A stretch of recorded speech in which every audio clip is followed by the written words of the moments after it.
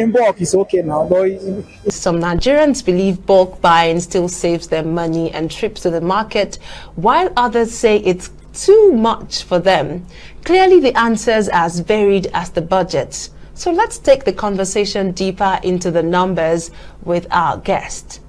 Every second, every minute, every day, news is breaking. Events occur and there are new developments.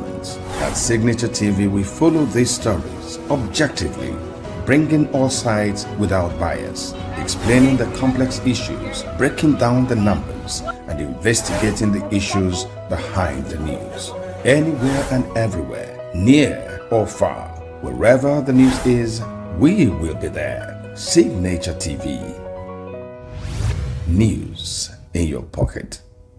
Joining us now is Paul Alaje, a respected economic analyst, chief economist, SP&M professionals, who will be telling us more about inflation trends and consumer behavior. He's here to discuss the effect of inflation and if people are still buying in bulk, if it still makes sense in 2025. Welcome to the program, Paul. Thank you for joining us. Thank you so very much for having me. A beautiful morning to you. Okay, so my first question, inflation has been in the headlines for months. How is it affecting the way Nigerians spend and shop currently? Well, inflation itself is important Nigerians understand what it means. When we say that you are faced with inflationary pressure, or there is an inflation in your economy, or your economy is a major inflator. All economy desire very low inflation. It even shows that the economic activity. But when inflation rate in your nation is going beyond 3%, then you have everything to worry about. In fact, for Nigeria, the central bank projection for inflation over the years has been between 6 to 9%. For short, or summarily, single-digit inflation. But what we have seen, say in the last 10 years, inflation has maintained double digits. We got a point where the inflation is over 30%. What that means effectively is that in 30 months, prices will double. So if that is what you refer to and you want me to respond to that, if people buy in bulk, then it may save them for some income. Now the question is, what is the purchasing power of the people that want to buy in bulk? Because you need to have the money today. Oxfam report says 90%, not 10%. 90% of Nigeria are living below poverty line. They are poor. In fact, World Bank report last year revealed that 70% of Nigeria, and when I say 70, I was charitable, it's actually 75% of Nigeria. What that means is if you put 4 Nigerians together, more than 3 of them, not up to 4, but more than 3 of them, not my figure according to the World Bank, are living below poverty line. That's in rural area. In urban center, the same report says, give me 5 Nigerians and I will show you that 2 of them are urban poor. Why? Because they live below $2.15 a day. Now, why are they living below this? One, because their purchasing power have lacked the energy to help them purchase what is required. So the question is, having said all of this, how is inflation affecting them? Prices is no longer the same. The current report of food inflation is 22.1. What is it called now? 21 plus 0.8. Then headline inflation is 22.22. It reduced slightly. But mark you, in one person I said, but inflation used to be 34% and it reduced. The answer is not correct. Inflation did not reduce in the real sense. What we did was we adjusted the methodology. So when we adjusted the methodology, it's the same thing we did for unemployment. Unemployment was like 3.3%. We adjusted the methodology. We changed, before we were measuring unemployment for 20 hours a week. So if you are engaged for 20 hours a week, we say you're employed. But when we change the methodology, we feel that if you're engaged for 1 hour a week, you're employed. So the number dropped without creating the jobs. Same with inflation. We adjusted the parameter, we adjusted the base year to a new base year. What happens? The number dropped. But does it mean that prices dropped? Does it mean that quality of life improved? So inflation is targeting something. It's always after your pocket. It's an invisible force that you cannot do anything about, but it's stealing from you broad daylight. There's no police that can arrest it. It's a function of policy. So what are the things that makes inflation even to be more there in Nigeria? Fluctuation of currency. When we floated currency, it makes inflation high. Monetary Authority responded to that by tightening MPR, that is raising MPR from what it was at 14% to what we have seen in the recent history of Nigeria at over 20%. That said, you also have that government at the same time remove subsidy as part of the as part of the policy. What happened for average Nigerian, the real poor people? Prices of moving from one point in, if you like, what we call along in Abuja, and in Lagos they call it Molue. In some places they call it Keke Napep. Some places still use Okada, that's public, either tricycle or motorcycle, from one point to the other. The price has since tripled. So their purchasing power has emaciated, purchasing power has significantly reduced. The question is, can they afford it? We buying in bulk. Recall that government actually responded by increasing minimum wage to 70,000. Yes, sir. Now here is the point. It used to be 30,000 when exchange rate was 420.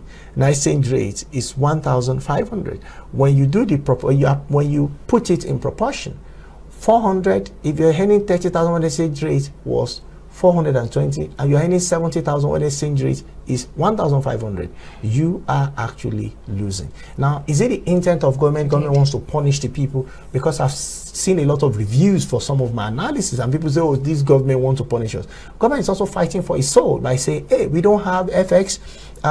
People don't want to trade with Nigeria. We're not attracting enough investments and economy. We're not able to pay our subnationals. We're matching debt. One of the things we need to do is to stop the support in terms of subsidy. Government pull that down, and we feel that Naira is overvalued. We also need to float the currency. Now, government is looking at boosting revenue by coming up with tax reform. All of this together, mark you on one hand, we also have Monetary Authority responding by hiking interest rates, even though that has now been pegged for, I think, 2 consecutive meetings. I hope that even in the coming period, Monetary Policy Authority may still have to sit on the fence, see what we see happens next year. Why? Because I told you, inflation did not really reduce.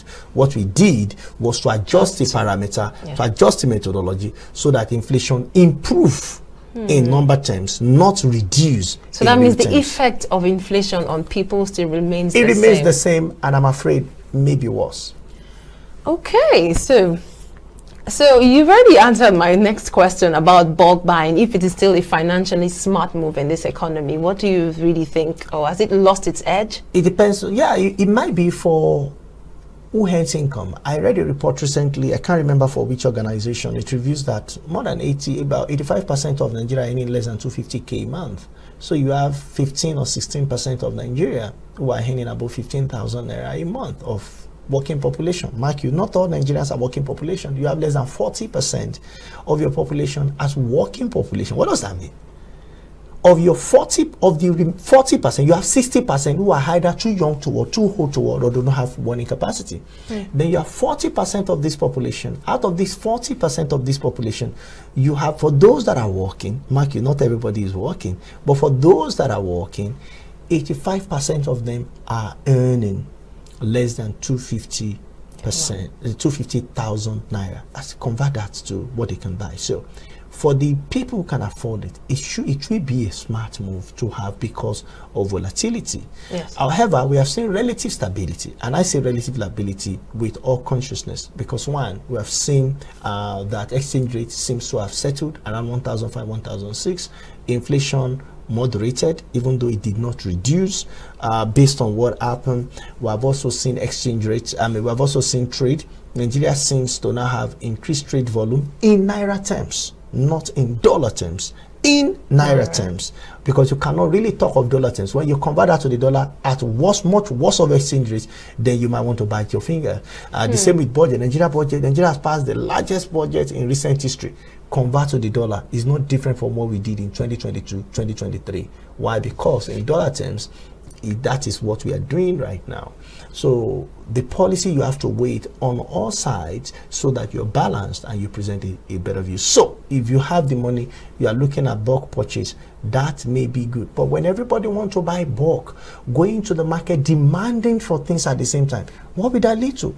high inflation. Why are you buying bulk purchase? You're buying bulk purchase because you're expecting that price may go up. So if everybody go to the market to buy at the same time, everybody's expecting price to go up. Guess what? Economics is a sure profit. Price will go up because we are making demand. So we have what we call demand pull inflation. Oh, okay. I had not really looked at it that way. Okay. So are we seeing more people, because of this now, switching to cheaper brands or local products? Yeah, cheaper brands, certainly. More people have switched to cheaper brand. In fact, people are looking for the cheapest brand because at the end of the day, we have to survive. In an economy, we are faced with interesting economic times, and we are not the only one. Interestingly, is the rest of Africa. I was in an interview earlier today with some Southern African media houses, and we're looking at the landscape of Africa and the economy. And I'm of the opinion that companion foods shall be destroyed until Africa comes together to realize that if our exchange rate is not strong enough by coming with a single currency, just like what has happened in the Eurozone, we are just joking because we want to fight the battle individually, and I'm afraid we might not be able to win individually. So you agree with joining the BRICS? It might not be the BRICS. I'm saying Africa's single currency. Africans alone. Yes. And I'm proposing if the currency is either Afro or Naira, because Nigeria has the largest population in Africa. Up until recently, we used to be the largest economy. Now we are number 4 economy. When I said Nigeria is the 4th or 5th economy, a lot of people said, no, it's not true. I saw the number before time. We did the econometrics before time. Today, it was reported, even after rebasing our economy, we still did not survive the 4th position. We used to be 1st position. Now, can we improve from all of this? The answer is yes. But you know, when the students are ready, the teacher will show up. Okay. Well, you mentioned something about demand push. So do you mean that buying in bulk has a positive and negative end to it? Yes, if everybody goes to buy in bulk. Watch this. If you hear there will be fuel scarcity, everybody take their vehicle to the filling station at the same time. We want to buy. We are sending signal to the market that demand now outweighs supply. Now the person selling is also afraid. I'm not sure if I will find. So ask the price. Then you see people selling in jerrycan. They will suddenly show up. You'll be wondering if they've been planning it for months. So they will suddenly show up because scarcity brings value. So when you through demand do that. But if you are the only one as individual household out of 10 household, you are buying. But the question is, can you really control who is taking which decision in any household? The answer is no. So in giving such advice, we have to be modest. We have to be cautious rather in giving such advice, saying that going to buy in bulk. Again, if you buy in bulk, you have to be careful. I'm not saying it's a wrong thing, it's a right thing to do, but you have to be careful as to when you will need again. If it's not what you need now and you are buying, you may actually be keeping your money sitting down doing nothing, looking at what is more important or what could have even given you returns to fight inflation and give you at higher rates and inflation, or at par with inflation, or almost close to inflation. Money you don't need now, you need next year. You say, let me just buy something extra. Meanwhile, if you put that money in treasury bills, it might give you 18, 19%. It might not be up to inflation level. Or you buy FGM bond at 18%, or you buy some shares or some capital that you are sure, or you buy some debt, in the market that you are sure that can give you much return on investment, guarantee up to 20, 22%. By the time you need it, you have not been, that money will not be directly affected by inflation. Why? Because you can take it out and the interest you can use, then you can still buy that thing. And so we need to have economic wisdom to manage our finances. It's not what you see is not what you are saying, because the more you look, the less you see. You've seen people in this economy that say we did nothing wrong, but everything went under. In my small years of living on earth, I've seen fantastic organization crushed, including BlackBerry. What did BlackBerry do wrong? I don't know. What did Nokia do wrong? I don't know. These are great. It used to be Kodak those days, where we take photography, but because they did not see the hurricane that has no sound coming, they did not see the molten magma that is about to build a mountain and destroy and shatter the entire industry. They didn't see those. They kept doing things, usually hoping that things will come. So, but economists will teach you that it is not what you see that has been seen. It is not what you've seen that ought to be seen. You need to see all sides. You need not to operate in 2 or 3D dimension. You need to also operate in time, which makes it the 4th D dimension. Then you can have an holistic view of what the economy is saying. And then you spend wisely. You spend because with what you've said, some persons might be confused now. So shouldn't we buy in bulk anymore? No, I'm not saying don't buy in bulk anymore. I'm not saying that if you want to buy in bulk and everybody's buying in bulk, you might actually be inducing price to go up. If you should buy in bulk, so you should study the market study instead. Study the market, get quality advice, study the market, and know where to buy in bulk and what not to buy in bulk. So that will be fine. Some parents take good decisions. Oh, my children, December, I need to buy Christmas clothes and all of that. Those for them. Let me buy now because price will go up. That's a wise decision. Why? Because at that time, everybody wants to buy. Like we said, when everybody is buying at the same time from a limited market, what happens to price? It goes up. That may be the wrong time to buy. This may be the right time to buy now. But if the market pressure is so much now, even the price can go up now because the seller will say, nah, it be like saying everybody they buy Christmas clothes now. True. Permit my local parlance here, or pidgin English. Now everybody they buy clothes. So everybody now, okay, so let's increase the price. And you see the increase in price at the end of the day. This is not induced by monetary policy. Yes. This is not induced by supply side. This actually is induced by demand pressure on limited markets. Okay, but actually in this context now, it is more about inflation, with the price of inflation going up, people buying, if people can still even afford to buy in bulk. Affordability is a question. Exactly. Yes. If they can, then what is basic? For me, look at what is basic. Well, for me, I ask, what is it that if you don't buy, you will die? Buy that. What is it that if you don't buy, you will fall sick? You buy that food, drugs, most of the things you might need may be there. But do you want to pay for your 5 years house rent because you want to buy in bulk? If you're living in an apartment, would that be a good decision? No. But does that mean your landlord will not increase? So in an inflationary economy, you need to work better. I tell people 9 to 5 is not fine. What is nice is 5 to 9. That is, if you have one work, if you have many Nigerians that work abroad and the economic pressure, this increase the number of hours they work, they put in more hours. In Nigeria, we complain without putting in more hours. So if you put in more hours, or you do for more opportunities, and the opportunities are there, not that the opportunities are not there. If the opportunities are not there, some of us will not be in the country. So the opportunities are there. The question is, can you see with the eye of an economist? And you need economic wisdom. I think I just got that from you. Okay. So, looking ahead, what's your outlook for the next 6 to 12 months, and what can households do to adopt? What's your outlook on inflation the next 6 to 12 months? Well, for the next 6 to 12 months, President is projecting 15%. I doubt if that will be a reality. I already said that on national media, because as of the time he made that statement, we had not rebased. Even if this new number is showing 15%, be sure that what it is in real sense is 25%. So in the next 6 to 12 months, we might see some level, we might see inflation going around 10 to 15, 17% of the rebased number. Okay. Of the rebased number, not of the old number.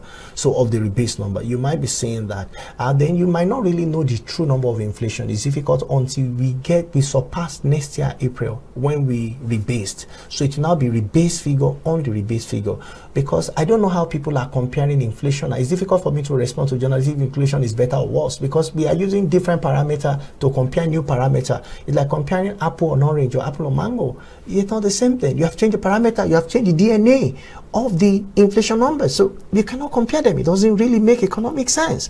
But you wait till rebase year versus the same rebase year. Then when you compare, you have a better outlook. And that is why I have advised that Monetary Policy Committee should wait until those cycle is fully fulfilled. Then they can now see if the number haven't fulfilled it, if the number is improving or decreasing. But to take the decision now, honestly, is to put the cart before the horse. So that will not be correct. So for me, based on the relative stability in FX, and I think if you also look at income, people are beginning to accept the reality now, and we say we are moving on with the economy. We might see relatively slower inflation, but I don't see that inflation slower beyond 15% or 12%. Yeah, I don't see it slower, and this is what our number also confirms.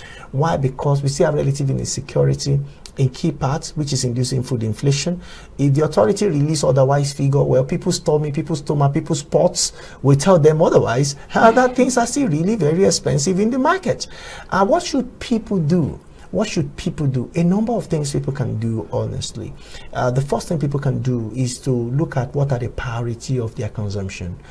Two, people should also compare their income versus their expenses.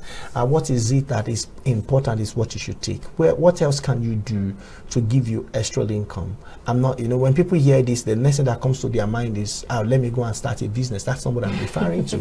Keep what you have securely, but what can you do on the part-time that will not take away what you have on the full-time? So you might, if you want to have your own business in future, it's fine. But please, I've seen most developed countries, there are a large number of organized private sector where people work. But in Nigeria, we perhaps have the largest number of, I don't want to call them entrepreneurs, but self-employed mostly, compared to other countries we want to be like, where they have structured business and you can see 100, 200, 5,000 people work in the organization. But in Nigeria, employment attention span is very low. I think I have a dream, I want to pursue it. Yeah, hold on, before you pursue the dream, learn structure where you are, learn system where you are, learn failure where you are, learn what not to do where you are, so that when you get to yours, the margin of error will be smaller, the things you will get wrongly will not be as much, and you will now know how to do it even better, and you can even surpass the influence of the organization you are coming from. Okay, I have really enjoyed this session with you. Thank you so much. Thank you for sharing such edifying insights. Thank you so much. Thank you so much for having me. And I'm sure that listeners would have gotten one or two insights on consumptions, on inflation, and especially economic wisdom. I hope so. Thank you very much, Thank sir. you so much.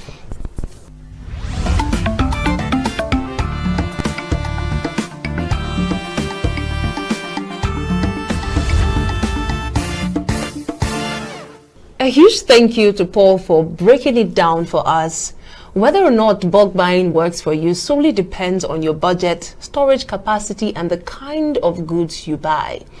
Inflation is real, and we hope it comes down soon so that Nigerians can breathe.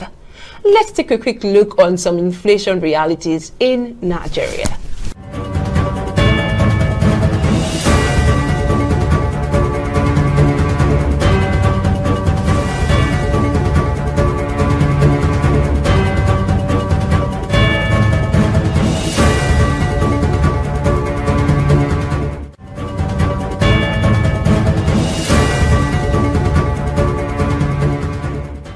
So, what's your take? Is bulk buying still saving you money, or is it draining your pocket?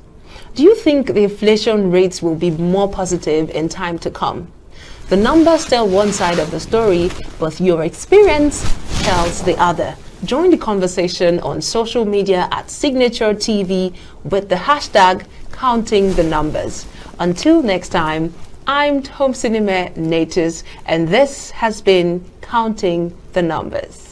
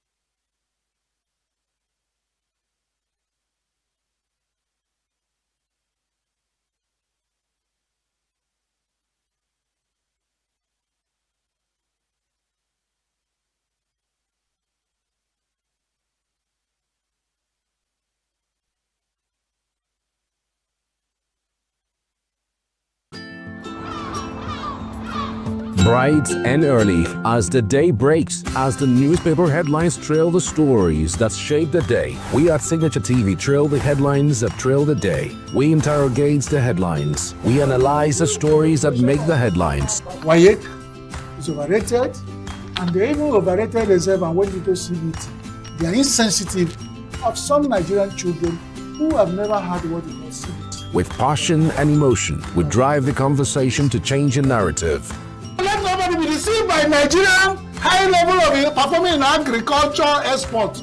We are still where we are. Newspaper review on Signature TV every morning on Signature Morning, weekdays, and Signature New Day, weekends. Newspaper review on Signature TV. We do not just review the headlines, we make the headlines relevant to our daily lives.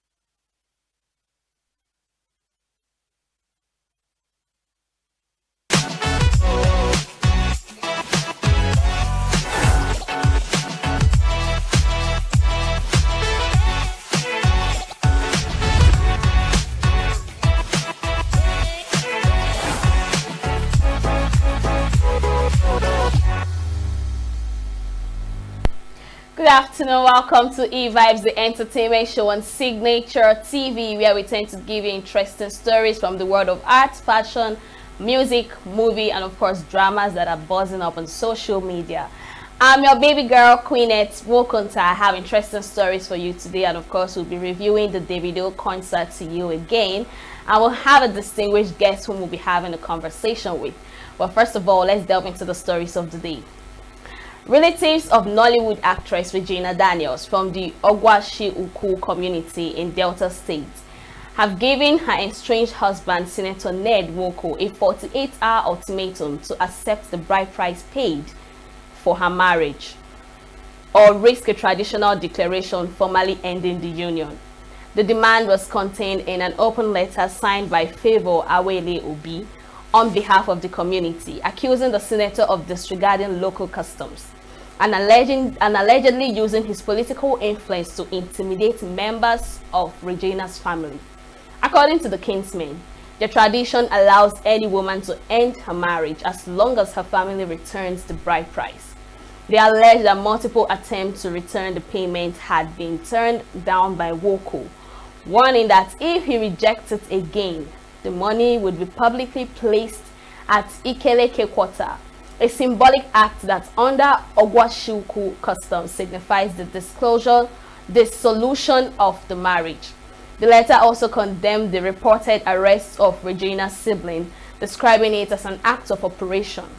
It added that Regina's family is calling for the immediate release of the detained individual. So this has been going on and on and on and on for hours, for days, and we're getting exhausted. In fact, she actually, uploaded the video on her Instagram page, and we could see that she's exhausted, tired. She has had it up to here. She has had it up to here. So she just had to come up on social media to make a statement. But one advice we give to her is she should leave social media and do this amicably. If she's going for a divorce, she'll fight for the divorce and leave that marriage and stop this whole drama. Yes, it's trending, it's buzzing up, and it's still giving her mental stress and physical stress. In the video, you can hear her saying, oh, she just had to wear this wig, that she has not been able to sleep. She just had to turn up and do this video. But baby girl, you need to leave social media. As far as I'm concerned, you just need to leave social media and do this thing amicably. It's better you do this outside social media and then come back and tell us the whole story. But at the end of the day, people will say, no, she was putting her life out there, so she has to take us through the whole journey until the end. Let's wish them well. So this is a warning to Senator Ned Nwoko. Sir, you had better go collect your bride price, or they're gonna take it to the Ekeleke Square or the at Delta State for you to go get your bride price, because as far as they're concerned, the marriage is dissolved. This marriage is no longer happening, and they've asked you to release her siblings out of the prison before they will take actions. Anyways, moving forward, thousands packed the narrow streets of Oteri St. Mary on Wednesday to witness the tradition of tar barrel rolling. Locals born and raised in the town in Devon carried flaming barrels of tar through crowds as part of a centuries-old custom handed down through generations. The town, which has a population of around 8,000, transformed into a festival atmosphere as around 20,000 visitors were estimated to attend by the organizers. Only residents of Atari St. Mary with family links to the tradition are permitted to carry the barrels, with those who choose to take part starting as early as the age of 7. The barrel inside are coated with tar throughout the year before being filled with paper and straw to set them alight. The event started with the children's barrel at 4 p.m. and continued into the night as adults carried increasingly larger barrels until the final biggest barrel at midnight. So take a look.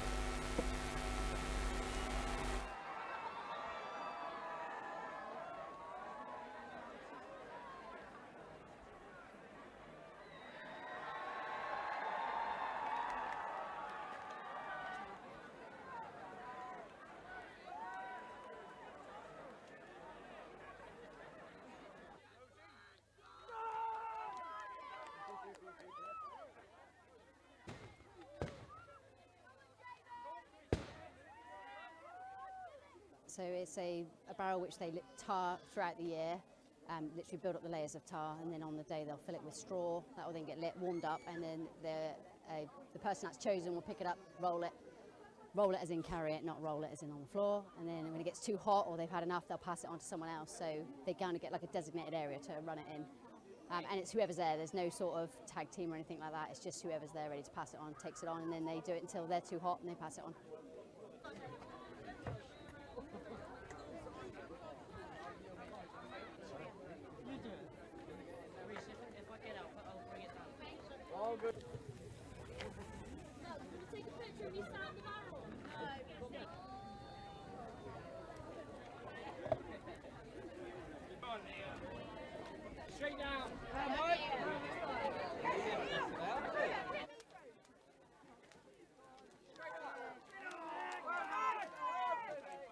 I started since I was like 7, and like I was actually really scared when I was younger to do it, but over the years it's become more of like a thing I look forward to.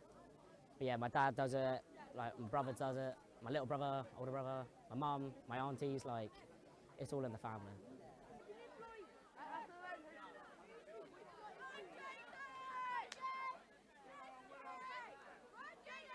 So yeah, we are a huge family of rollers. So my granddad, to my dad, to my uncles, to my cousins, to my aunties, to me, to my sisters, and now I've got 3 boys and they've all done it since they were 7. So next generation on.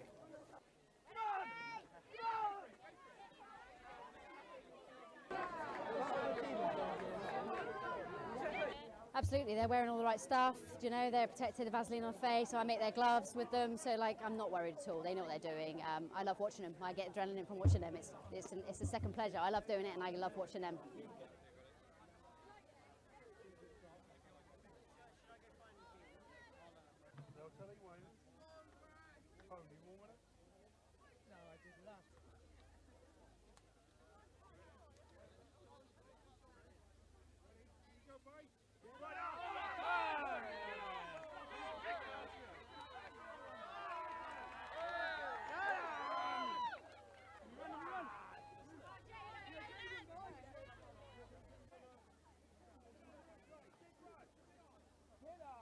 So I've lived here pretty much all my life. I wasn't born here, contrary to some of the opinions, but that hasn't always been a criteria for whether you can roll a barrel. I come home for 55 years to watch it wherever I've lived. I'm 61 years old, and tonight they've given me the fantastic privilege of letting me carry a barrel, my first time ever.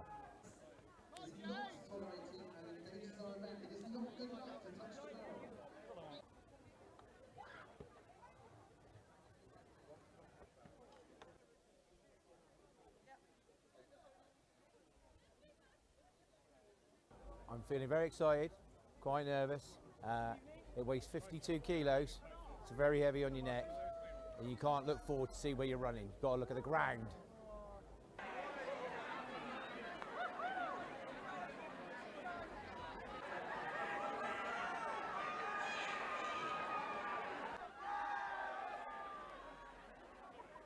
That's one long-lasting.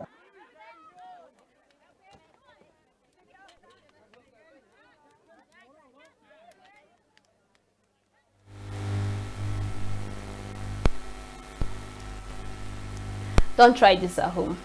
I promise you, you won't like the results. Alright, King Charles presented the 2025 Queen Elizabeth Prize for Engineering to 7 pioneers of modern machine learning at a ceremony at London St. James Palace on Wednesday. The $652,000 annual awards recognizes engineering innovations that deliver broad benefits to the society.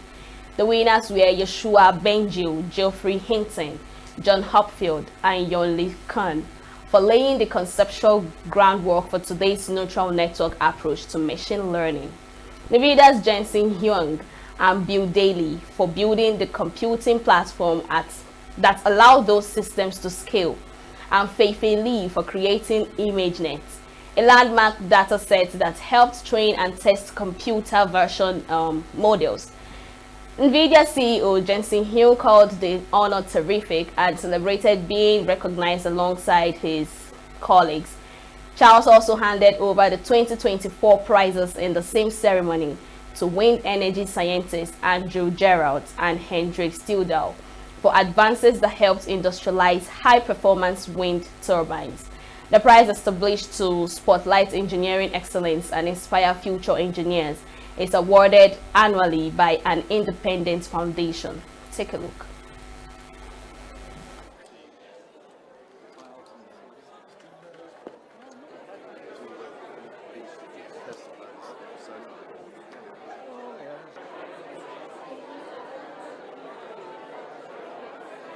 Your Majesty, Your Royal Highnesses, my lords, ladies and gentlemen, it's a real honour to be here to mark the presentation of the Queen Elizabeth Prize for Engineering for 2024 and 2025, and this is my first time doing it as the chair of the foundation.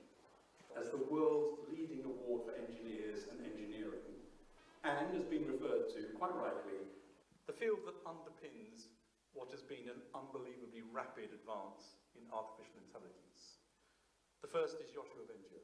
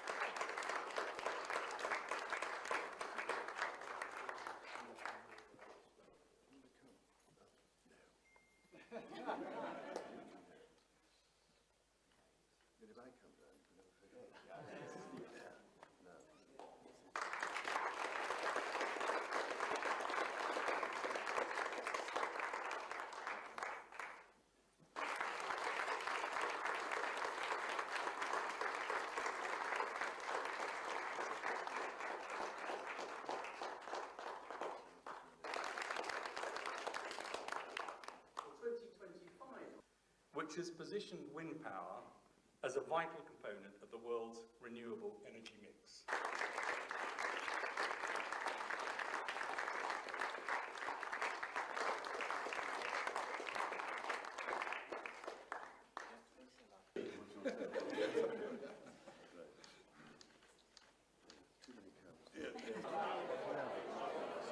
Some of us have, yes.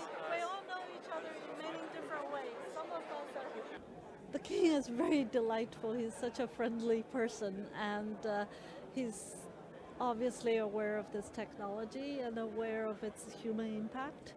And we talked briefly about just making sure that the technology is, doing good for people, and make sure we're aware of the risks as well as the benefits. Turing Award, which is like a prize given to computer scientists for their achievements. No, it's such a terrific honor, and I'm here with all of my friends and colleagues. We created the modern AI industry together, and it's really nice to be receiving an award with them.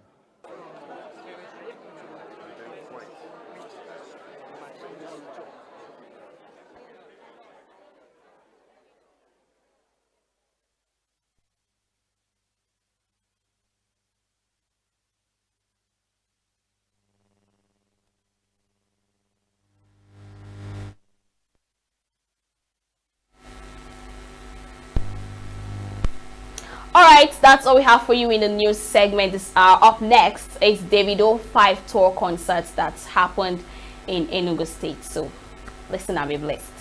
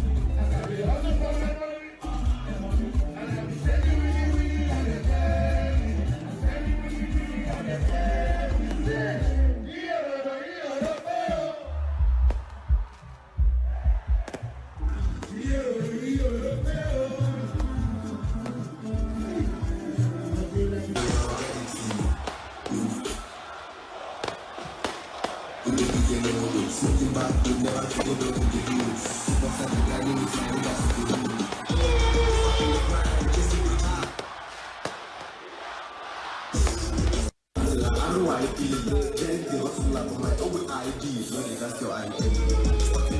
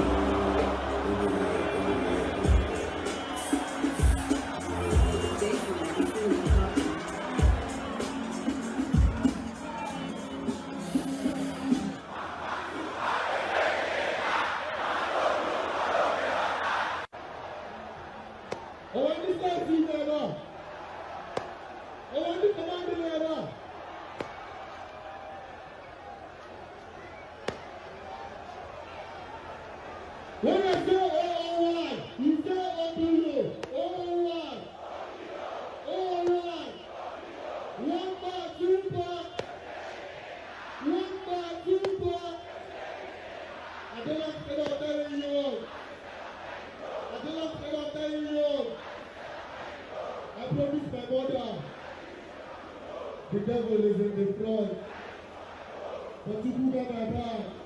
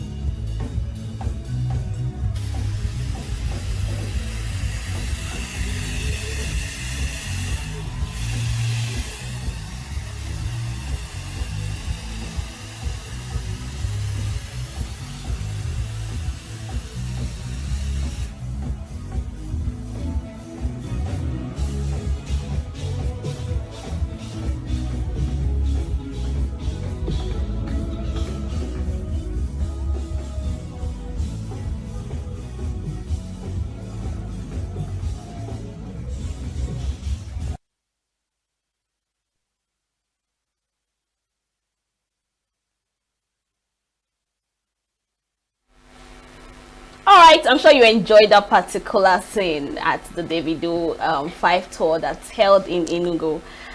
Right here with me is from the dazzling stage to dominating brand campaigns. Our guest today has mastered the art of turning fame into lasting fortune. Crowned as the king of entertainment, he's not just a performer, but a strategist, a brand, and an icon of influence. So joining me as we dive into the journey of a man who's redefined what it means to reign in entertainment. So welcome, Your Majesty, or should I call you Crown King of Entertainment? Emeka Idemili. Pleasure. So I mean, what does that particular crown mean to you personally? It means a whole lot. That throne is a throne of achievement, greatness, sleepless nights, you know. It means a whole lot to me. So there, just close to my bed. I'm actually so proud of you, right? But before that, you have to walk us through your journey till you got to this port. It all started when I was in the university. Yeah, I was director of social at Anambra State University. You know, I started organizing parties and all that. And that time, I was a student of microbiology. Do you understand? Then my lecturers would be like, after I organized one big party like that, my lecturer was like, he came to the class on Monday and said, did you people see what Emeka did during the student freshers night? Okay. Then can we ask him what he's doing in microbiology class? Do you understand? So I've been organizer since when I was in school. Okay. So my father was a movie producer and a director too. So you can see that entertainment run in our blood. So a lot of people always say that entertainment run in our blood and all that, but that's good. You know, people tend to just see the whole glamour, they don't know the grind. So tell us, how exactly do you cope? Because being the king of entertainment is more like being a nightlife guru, a nightlife person. So tell us the whole challenges you face doing all these and still standing strong, wearing the crown. Honestly speaking, it's not an easy journey. To be an entertainer, you have to be selfless. Do you understand? No dull moments with Kuti. Do you understand? You have to be creative, know when to entertain you. Like if in my club, I run a club here in ENUGU, the Cash. Do you understand? So even if there's no dancers, you still see me entertaining my staff. So that is why in my crown, my name is Igwe Obianwole, the king of happiness. Because you can't see me sad. I'm always happy. Do you understand? So you need to be a happy, a jolly good fellow. Do you understand? Know how to carry people along. Entertainment is all about when I can create entertainment here and I will entertain you. And when I tell you I want to go, you'll be like, good to stay small now. Do you understand? Yeah. So it's not an easy one. And the sleepless night, the mental health, and it's challenging, honestly. But we thank God, here we are today. Impressive. So I want to know how you transition into being the king of entertainment and signing so many ambassadorial deals. Honestly, I thank God. I thank God for my life. I thank God for the journey. I always go for the best. Okay, let me start from. I'm a brand ambassador to Washroom. Okay. Washroom is the best laundromat we have in the Southeast. Okay. I'm a brand ambassador to the best, one of the best. Do you know if you start going on and on with your brand ambassadorial deal, they will break. So just tell us how you tend to, you know, blend the two, because you have some things to do with them and you still have to do your job. In all my endorsements, like I believe that all of them still go in hospitality, moves with hospitality, apart from Nebosin Automobile that is an automobile company and all that. So now I run a club. I take people to my apartment where I'm an ambassador, secretary. I take them to my laundry section. I take them to Nebosin to service their car. They come to my club and they drink Hennessy. So everything, God just gave, everything that's, all the whole endorsement that surrounded me is mostly hospitality. Do you understand? I'm doing it very, very well. By the special grace of God, and more is coming, and more will keep on coming. We're because I actually was proud. born for this. We're actually proud of you. But let's talk about entertainment in ENUGU State. Yeah. Would you say that you are proud of how entertainment has been? I'm not talking about the nightlife, because yes, ENUGU State is a state for nightlife. People like to go to club and all that. But aside the nightlife thingy, when it comes to music, movie, fashion, art, would you say that you're proud of how ENUGU has evolved in that particular scene? Yes. I will always be like, there was one interview I went for, and I told them, I will always blame the bloggers. They are not doing justice to ENUGU entertainment. ENUGU is not, after Lagos is ENUGU.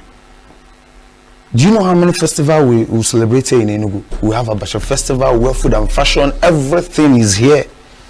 Do you understand? Yeah. We have a whole lot of here in this ENUGU. ENUGU is like after Lagos is ENUGU. ENUGU is the only place you can come out at night by 4 o'clock a.m.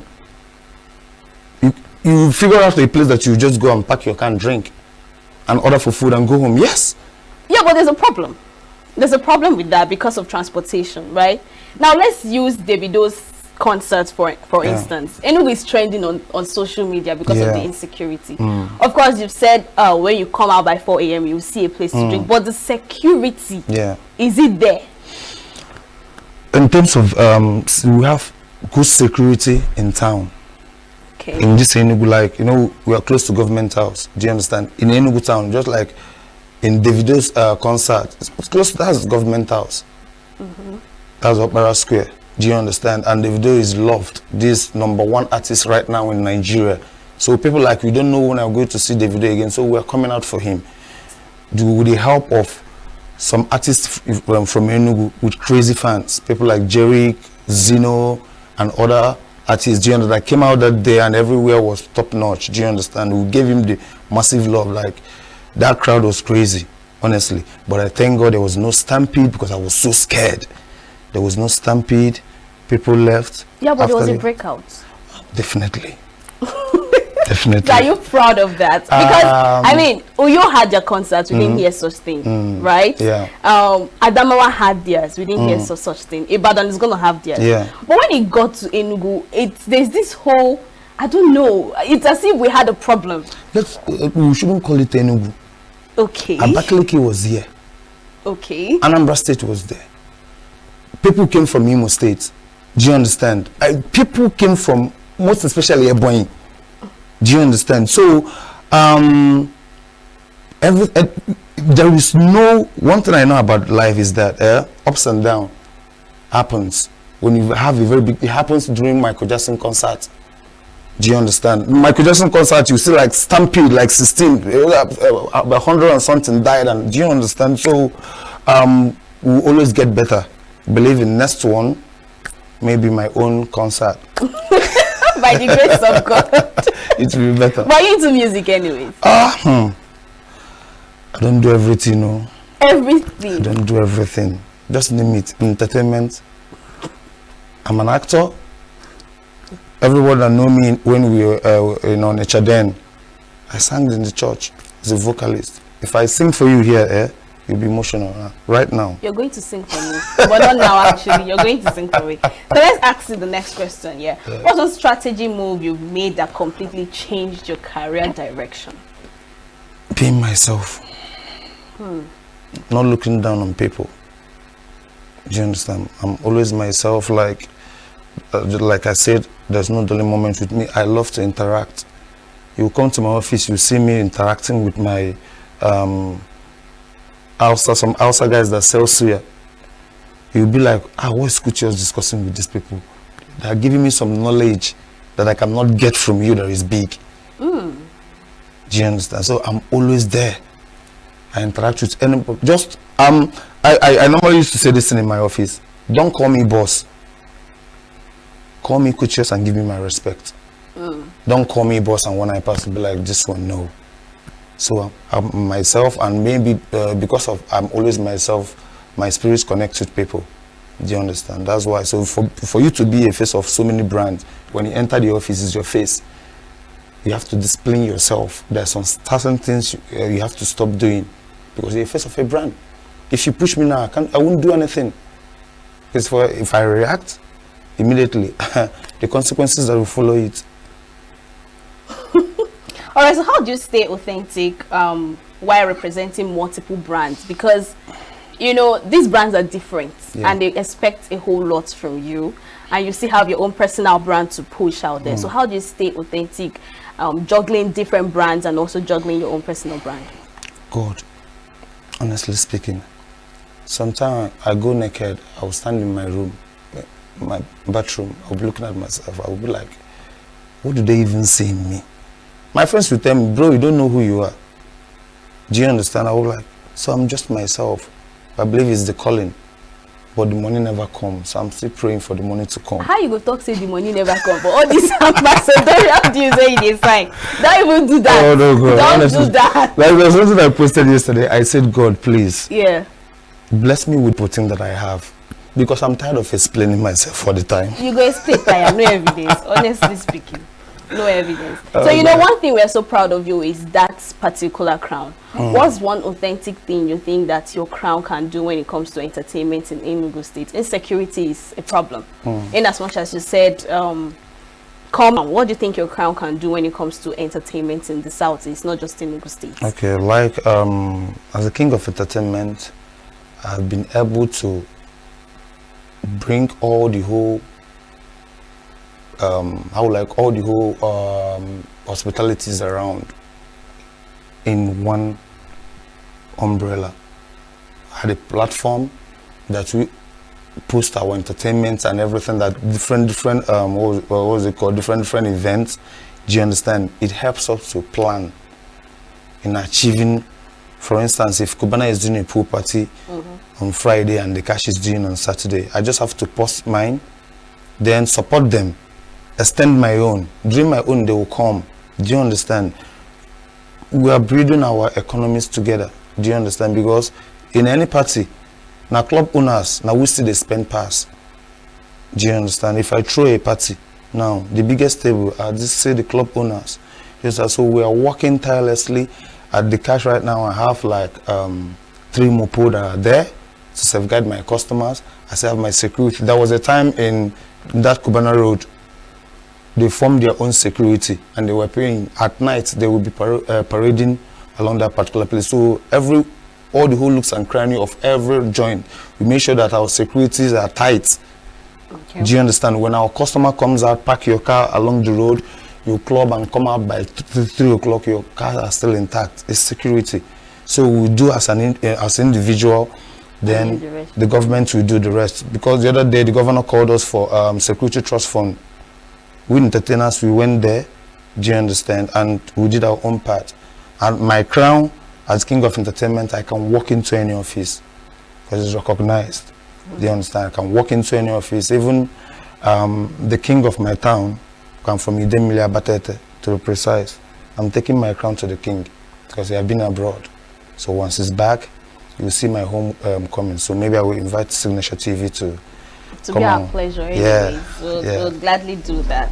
Now, you know, there's something citizens of ENUGU State tend to complain about, even though they're getting used to it, is the means of transportation. Ever since they stopped Keke na Pepe, right? Tricycle, Do you think they can maybe possibly bring it back? I'm not sure. The thing there is that for them to be coping right now, they should start making friends with people that have cars. But it's difficult, honestly, because I had friends that complained that even to get a boat rider that very day for that concert was difficult. Yes, because of the crowd. Because of the crowd. I don't think that there's any in any states, honestly speaking, the crowd was, before you pass up Barra Square that day, the crowd was something else. Some boats said we wouldn't like to go there.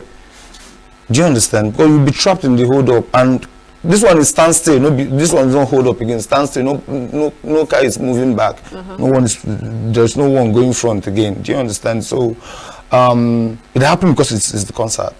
But after that, Like in my club right now, if you come outside after clubbing, come out in front of the cash, you see like 20-something cabs packed, waiting for customers that didn't come to the club with a car to go back home with a car.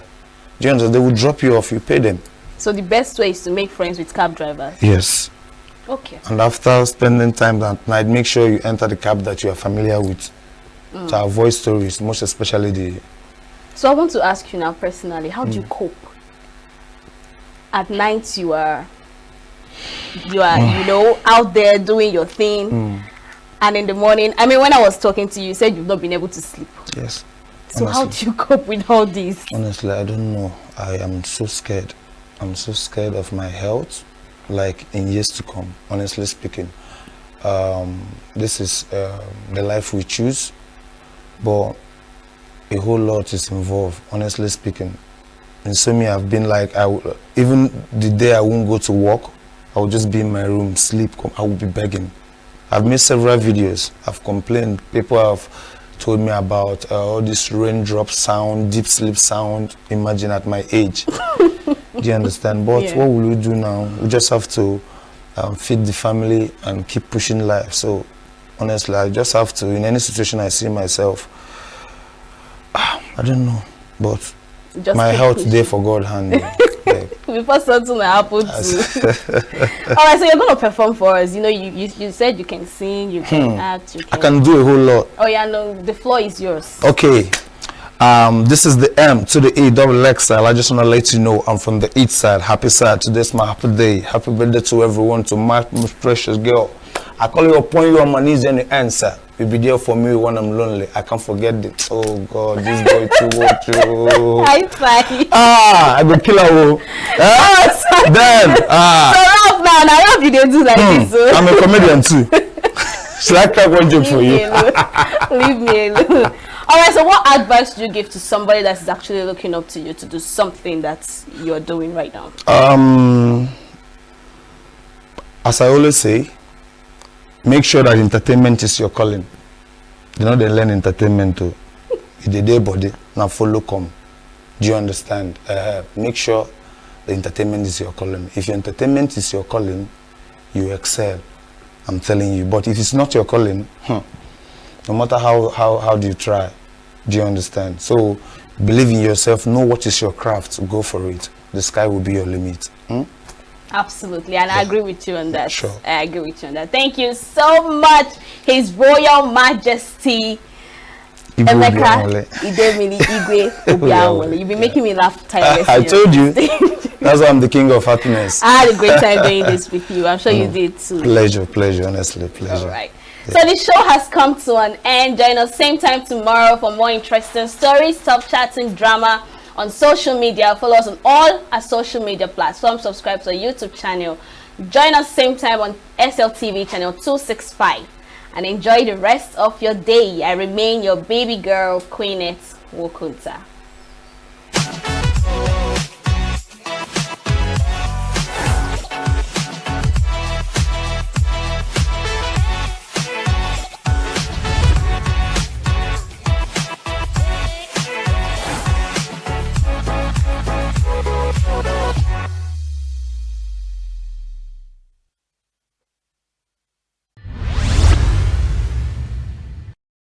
I'm not bothered about the existence of law.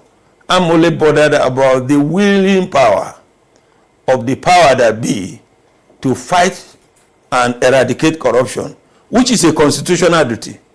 But are we doing so? My answer is yes, because the anti-corruption agencies appears to be hamstrung by so many factors, including political factors, interference from those who ought not to interfere with the job of the anti-corruption agencies. Anti-corruption agencies have the power to call for any documents, and I think that they are doing that job and doing it well, but the end product of the efforts they put and the way some power that be interfere with the system and make the independent institution, not independent, I think is the bane of the fight against corruption. And I have always said, Nigeria is only a funny country where government advertises its achievements on the pages of newspaper and by the medium of television. But when you go to the site, you will not see it. It will surprise you to know that this level of sophisticated corruption is being elevated, so much so now that you can see corrupt judgments being delivered in favor of corrupt public and private officials. How do they do it? With the connivance of people in power, some people in power, who have vested interest in taking away money from the treasuries of this country. They organize litigation, don't defend that litigation, court that is presiding may not know, and judgment is delivered against the institutions, and in the twinkle of an eye, money is being taken out of the treasury of Nigeria.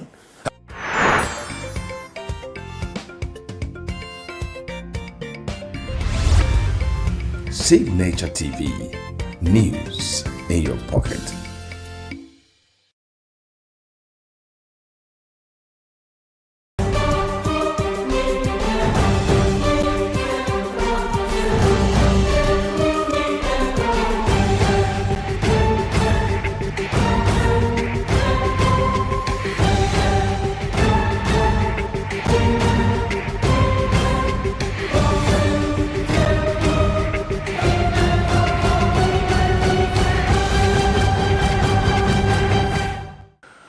Hello and thanks for joining us. I am Vin Martin Obiora Ilo.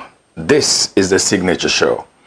The passing week was an eventful week with the shocking abduction of the Yobe schoolgirls. This comes at a time when the government and the military authorities have consistently assured Nigerians that Boko Haram has been decimated and degraded. The more embarrassing angle to the tale is the inconsistent and conflicting information coming from government officials and the security agencies. First was Governor Gaidan with her false statement that some of the girls were rescued, followed by the incoherent explanations by the Yobe State Commissioner of Police that left Nigerians more confused than informed. The truth is that as we speak this afternoon, no authority in Nigeria can say for sure what is the true position with regards to the unfortunate incident. Yes, the president, the people, and issuing what he described, Tinubu threw a bombshell at the national chairman of the APC, accusing him of sabotaging his peace-making efforts with his activities in states like Kogi. With the letter, which was released to the press on Thursday, many are wondering if Tinubu is in a position to be the peace envoy. Some say it is part of the plan to malign the chairman to make him disadvantaged as the APC approaches their long-awaited convention. Whatever the reason is, political watchers are of the opinion that the party does not need a crisis between the Tinubu and the ENUGU forces, who interestingly are raring to go to battle. Well, enough of the politics of the APC. Today on our program, we are focusing on the security implications of the Yobe kidnap and what could have made it possible. We have experts within and outside the studio to analyze the situation, plus what the ordinary Nigerians are thinking about that. But first, let's see what is trending online.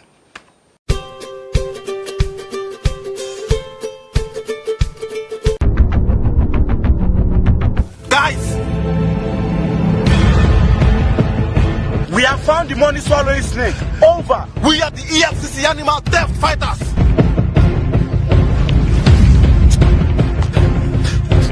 Why did you swallow the 36 million naira? What is the 36 million naira doing in the JAMB office? And when the snakes start swallowing money? When the JAMB office become a microfinance bank. You don't answer questions with questions. And what do you intend to do with the money, you serpent?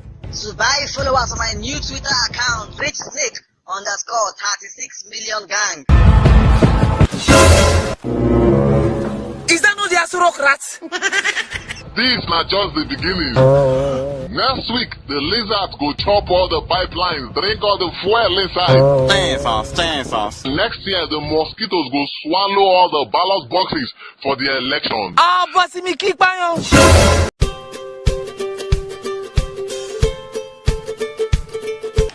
Glad to know you're still with us on the Signature Show.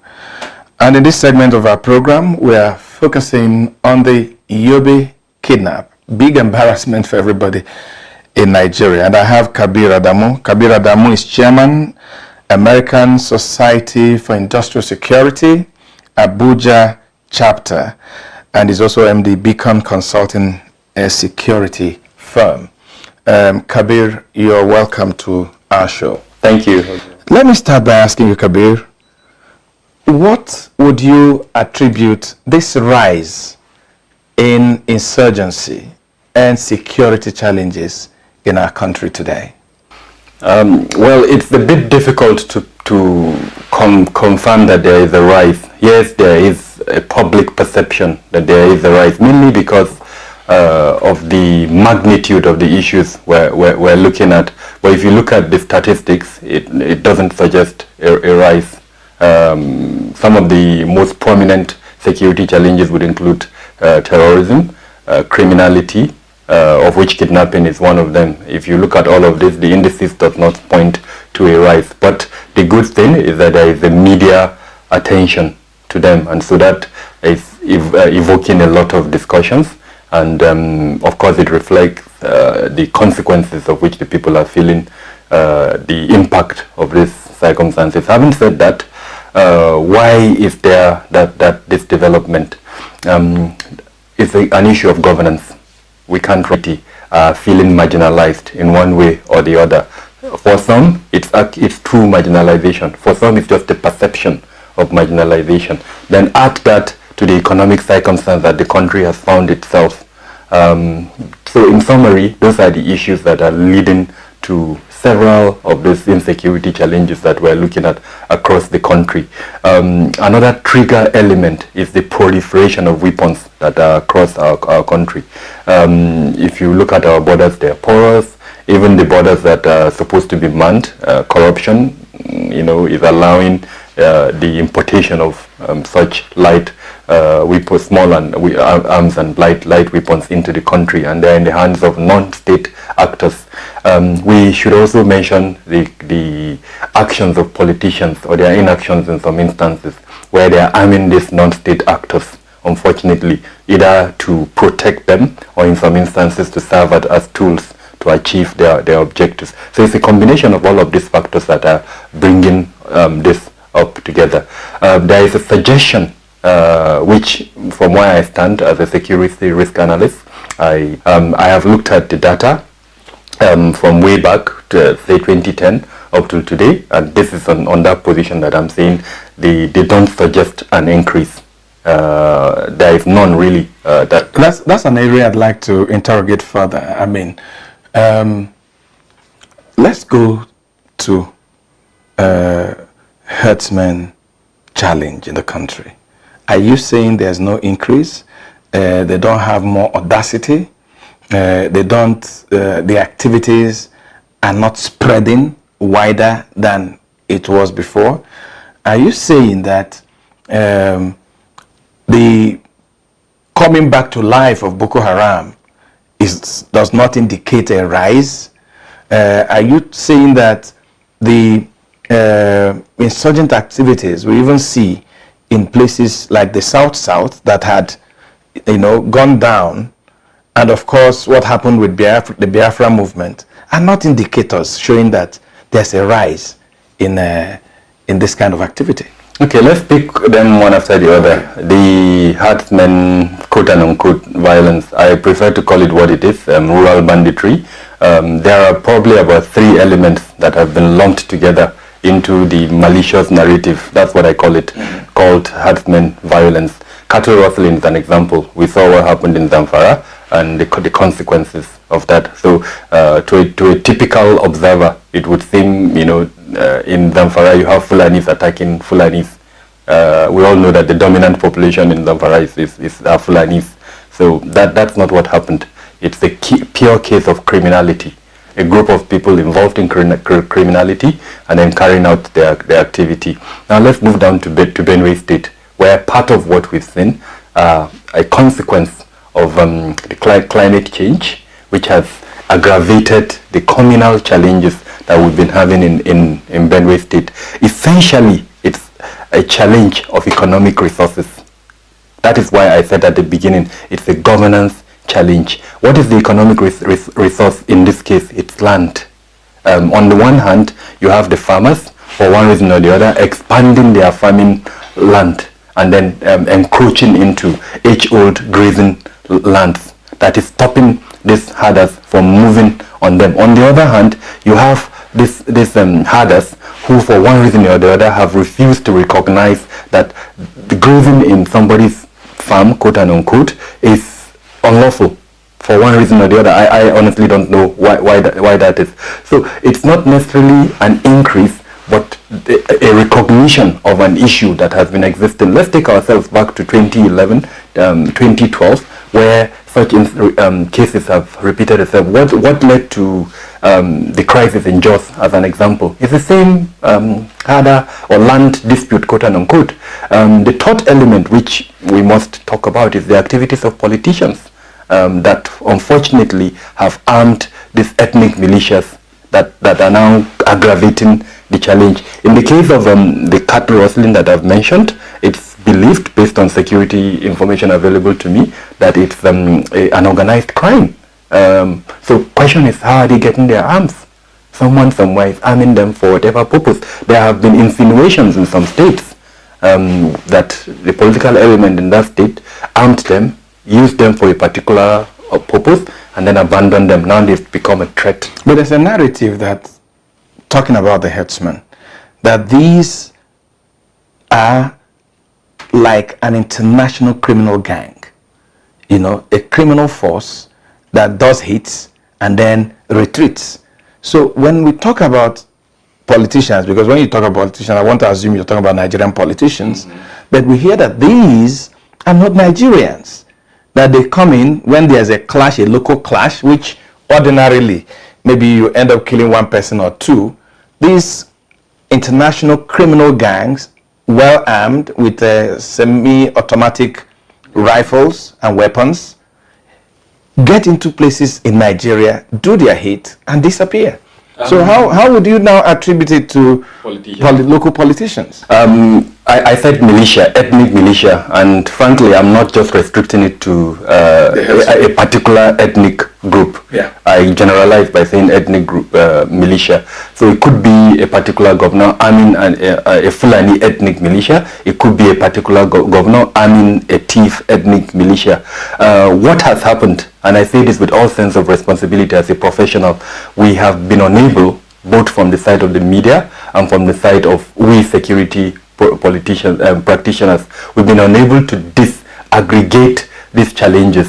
For we to solve the challenges, we have to disaggregate them. How do we disaggregate them? We have to put them singly, analyze the challenge and then profile solutions. Right now we are lumping everything together, and because we are lumping everything together, we are not allowing ourselves to see what the issue is. As an example, it's impossible from where I stand to relate what is happening in Zamfara with what is happening in Benue. Likewise, what is happening in Kaduna.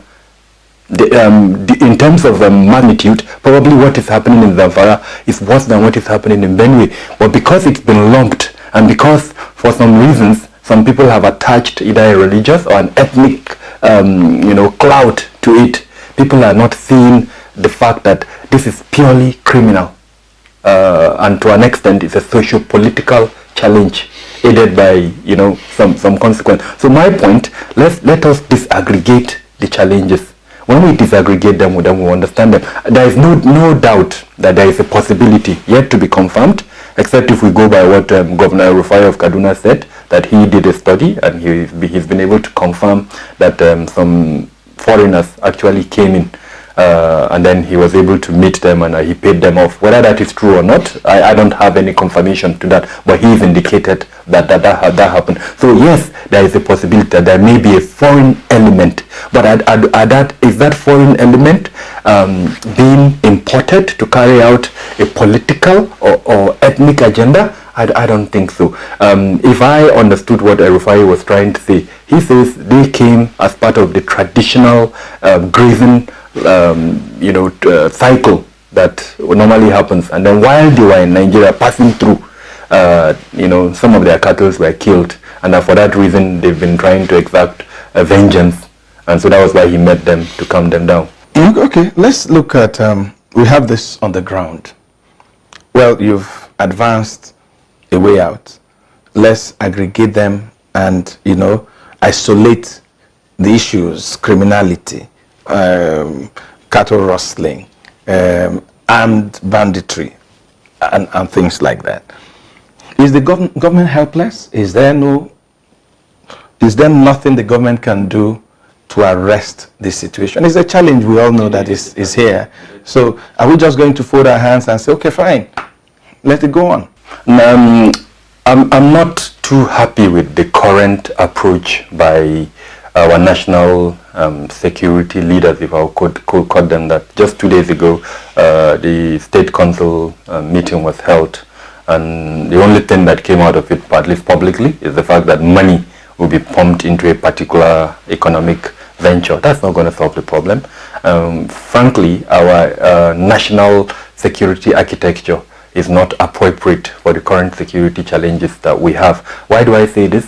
We lack a coordinating body to give us focus on how to approach insecurity challenges. Are you suggesting something like Homeland Security in the United States? That's one option. That kind of department? But unfortunately, we do not have the money for that. So why don't we correct what we have presently? Okay. What we have presently is the Office of the National Security Advisor.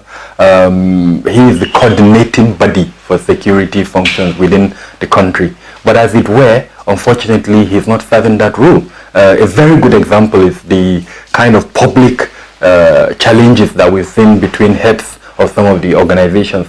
If that office, the Office of the National Security Advisor, had been functional and effective, we wouldn't have seen that type of public, infighting between the heads of some of these organizations. The argument someone listening would probably proffer is that he's not being allowed, politicians are not allowing him to do that. So I would counter that by saying then the president should appoint somebody who has the clout to rein in politicians.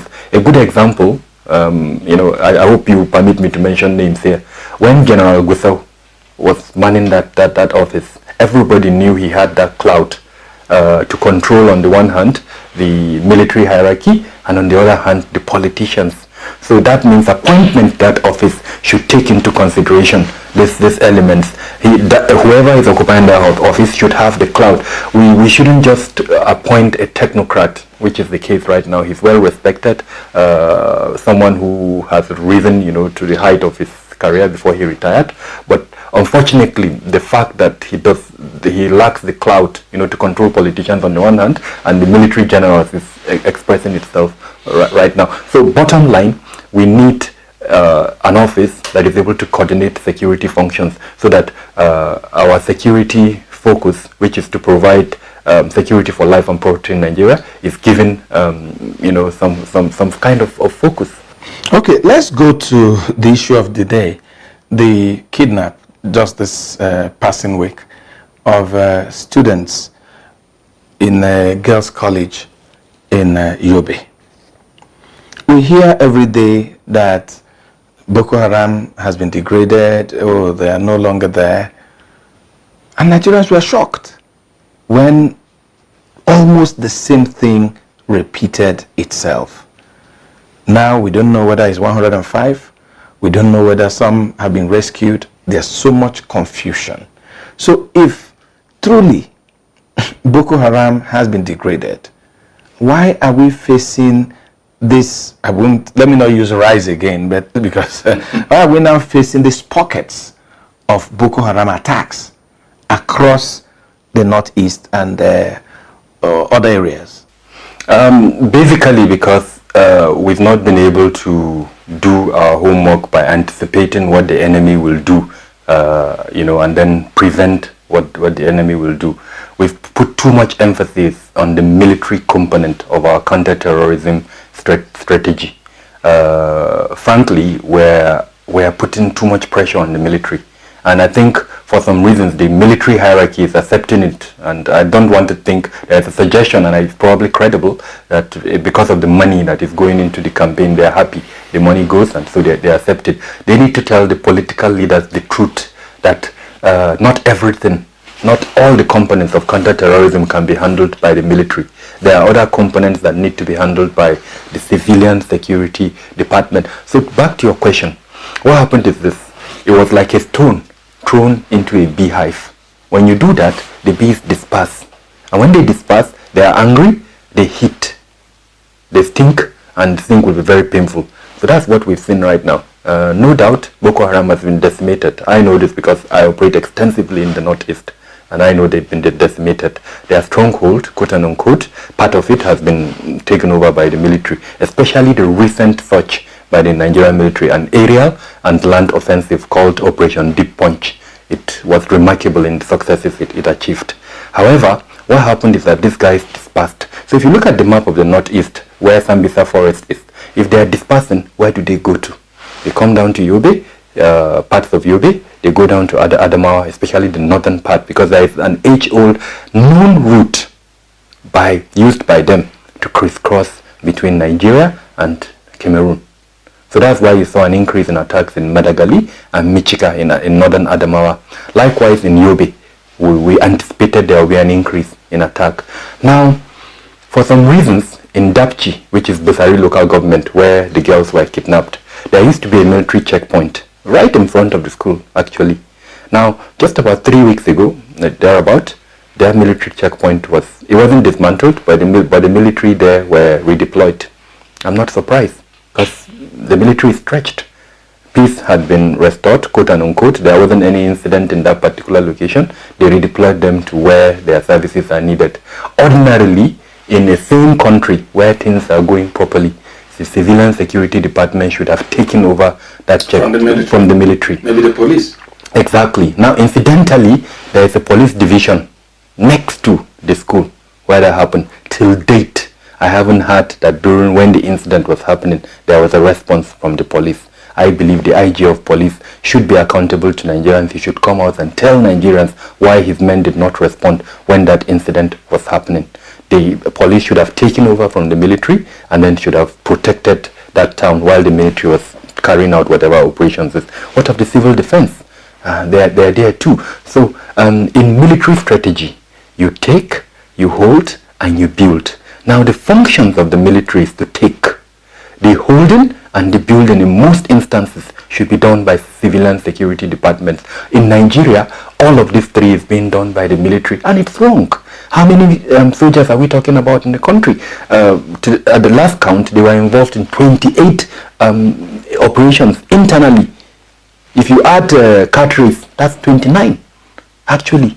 So there is a mistake there, and I think the leadership of the military needs to come out and tell the political leadership the truth. You need to emphasize the involvement of especially the police in supporting the military. Once the military take, they should hand over to the police to hold.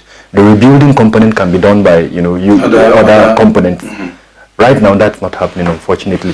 So, bottom line, we are not anticipating ahead. We are not that element where we brainstorm. Option A, option B, if we do this is what the enemy will do and this is how to prevent them. We're not doing that. Perhaps in the course of the discussion we can talk about how to strengthen security and soft targets, Well, Kabir, let's go to Lagos, where Colonel Tony Nyam is standing by on the phone. Colonel, how would you describe this kidnap that took place in Yobe after we've heard repeatedly from this government and security forces that Boko Haram has been degraded and decimated? I think you've started by nailing the whole thing. I would say that what we're experiencing, it's because I like to move away from the usual superficial way we address matters to go to what I would call the different levels of national security failures, which account for what has happened. There are failures.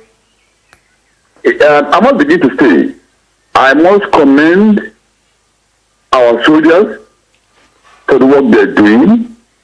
I must also sympathize with the families of people who are worried about their daughters who have been carted away. Back to the topic, there are what I will call operations, policy making, and constitutional failures which account for what has happened. Immediately observable is failures in intelligence gathering. One of the major reasons for this is the inadequate manpower for human intelligence. Now, we move on to what we started with, the premature declaration of victory, and in effect boasting that the violent insurgents of the Northeast have been defeated. This may have accounted for a false sense of security and the attendant complacency and consequent dropping of the guard. There is nobody who goes into the kind of war we are going. This is not a conventional war. There has hardly been winners in a situation of unconventional warfare. Go to Vietnam, go to the French in Algeria, go to South Africa, go to Zimbabwe, go to Northern Ireland. No conventional armed forces declares that they won an unconventional war. Because by the nature of its asymmetry, and also the fact that it's a war of the mind, it's not a war of physical objects. So people don't say they've won wars when it comes to unconventional warfare. So I advise my colleagues to desist from making any claims of total defeat of Boko Haram. That is not the issue. We recognize that they've beaten Boko Haram in the skills where Boko Haram are strong, which is the skill where Boko Haram is not strong in, which is conventional warfare. What I mean by that is the war in which you capture places. The war of unconventional is not a capture of places, it's a war of the hearts and minds. And it's not surprising that the Boko Haram have returned to tell the government that they are still alive. So that was the premature declaration of victory created a focus of security. Okay. Well, Colonel, let me return to Kabir in the studio with me. Yes, Kabir, you talked about decimation of Boko Haram, and of course you gave the analogy of the beehives. It looks like we're not looking at the future. And why am I saying this? When you decimate a group like Boko Haram, it's just common sense that they were going to go into hiding and start operating in cells and hitting easy targets or soft targets like secondary schools, like people on the road, like hospitals, Is there no way using intelligence we can identify their cells and then destroy them? Intelligence is the determining factor in the success of any military or security operation. Unfortunately, we are not doing well in that area. The president recognizes it, and I know recently, a couple of months ago, he ordered the creation of an intelligence fusion center in Maiduguri. There's supposed to be one in Abuja. I'm not sure it's functional. The synergy between the security operations is not working very well at all. if that intelligence was working very well, each of the agencies will be feeding intelligence into the various diffusion center as an example, and then they are working together as one. So if intelligence was functional, that means the attack in Yobe would have known about it and would have prevented it. But because intelligence was not functional, we didn't know that. It's not really right to say intelligence would be reactive. Intelligence is supposed to be proactive, to give you an indication and then to allow you to stop the development. Right now it's not happening. And the principal reason why it's not happening, at the beginning of our conversation, governance. People unfortunately don't have enough confidence in the government, and the military, the police are a representation of government. So how do they supply information to them? Let me give you a very good example. This is not confirmed though, but at least one of the international media stations has reported it, that some of the parents of the Dapchi schoolgirls have been arrested. And the reason is because they pelted the governor's vehicle when he came to them. That does not build confidence. The governor came and he made, I would say, an unfortunate, reckless statement. Parents about rescues were false. Exactly. So the parents got angry and they pelted some of his convoy, and now I hear 2 or 3 of them have been arrested, at least as reported by a media station. So how do you expect the same locality? This is unforgivable. I mean, you're destroying the fabrics of trust between public. So that's the challenge, really, governance. Because there is no that confidence, that fabric has been destroyed. People find it difficult to give information to the security forces. At the beginning of the insurgency, there was a time when people who volunteered information to the police, their houses will be visited in the evening and they will be killed. That has been to an extent improved upon, but again, when things like this happen, it destroys that. So back to your question, intelligence is the core of to any military operation, and right now we're not doing well in that area. We need to improve on the trust between people and the security forces, and we need to provide easy means for communicating. If I'll add to your question regarding the protection of safe targets, there was a safe school initiative that was launched by President Goodluck Jonathan, former President Goodluck Jonathan, together with the UN envoy on global education, Gordon Brown, former UK Prime Minister, Gordon Brown. They launched that initiative, and as far as I know, £10 million was generated by that initiative. Nigeria contributed as a government, several private individuals contributed. Recently, the Safe School Initiative was subsumed by the Presidential Committee on the Northeast Initiative. Now, from where I stand, I can tell you confidently that there is no accountability in the processes with which that money was expended. I am not aware, based on my operations in the Northeast, that any of these schools have a checklist with which to improve their security. How much will it cost to develop a checklist and share it with the state ministries of education, the federal ministry and the state ministry? What that would do is, if you are the principal of a school or the administrator of a school, you can look at that checklist, tick, tick, tick, tick, and ask yourself, have I reached the minimum standards that would allow this school to operate? The second component of the Safe School Initiative would have been to move pupils from vulnerable schools to less vulnerable areas. That didn't happen. So I would call on President Buhari and the National Assembly, let's have accountability. What was that money used for?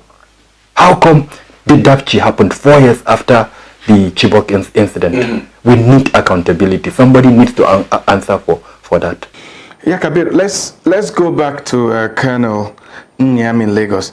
Yeah, Colonel, how can we make our military more combat ready and more effective and prime them for the challenge of fighting insurgents like Boko Haram? I've addressed this matter at the operational level. Let me go to the much more problem, which is to deal with the medium term and the long term problem. And this is where the challenge is. The challenge is that the policymakers are failing. At the medium and long term policy failures are these. We have a situation where we have over 2 years now been putting an overstretched military manpower and the attendant fatigue of the personnel. A number of the military personnel have stayed more than the power of duty has gone beyond the standard operational procedure. A number have stayed well over 9 months in the field. Usually it's about 6 months at the most. And the policy making failure here is the failure to recognize that there are dangers in relying too much on overstretched military power. The policy making failure needs to be urgently addressed by what I call a win-win fourfold increment of personnel across the board. The armed forces, the police, intelligence agencies, and by so doing, we would have dealt with this in failures in intelligence gathering, which is one of the operational failures we are experiencing. There is inadequate manpower for human intelligence. So this fourfold increment I'm suggesting of both national security personnel in uniform and those with plain clothes, I say it will because it will also solve the problem of our massive youth unemployment. By employing these youths, who themselves are easily vulnerable to be turned into insurgents, you give them a sense of purpose in life. Okay. And their approach is, any youth employed into the army is giving his basic training on the art of combat, and at the same time giving training in any other skills that he can use in later life. So that is at the 2 levels. At the remote cause, which of course is the root cause of all this, is that there is constitutional failures. Failure arising from the falsehood of the 99 Nigerian Constitution, which makes a state governor chief security officer only in name. There is a need for making state governments indeed by giving them the means to enforce the laws they make. There is need for the constitutional reforms to align for the establishment of state police. This devolution of civil power from the federal government to federal state is long overdue. Apart from this, we've dealt with the issue of devolving civil power. I am suggesting we should also devolve military power to policing units. This is not inventing the wheel. This is what we have in all the countries around our neighborhood. They have what is called gendarmes. Gendarmes are a branch of the armed forces dedicated to internal security and under the control of civilian authority. So we need to have state guards or gendarmes under the control of the people of a state. As to the issue of afraid of the abuse by the state governor, that I have addressed in many forums. In most countries, when it comes to operations, the politicians have no control over the politicians. Otherwise, the police will not have indicted Zuma, the sitting president in South Africa, or a sitting head of government, Prime Minister of Israel. At the moment, facing police indictment, because in those places, the operations are not controlled by politicians. What I would say, what we're experiencing now, as you be. Sure. Thank you. Thanks a million. Thanks a million. God bless. God bless. Okay, so well, that was the colonel, sharing with us his own perspective to I don't want to call it debate, but to this discussion. But finally, let's end our conversation by what the military is trying to do with Shekau.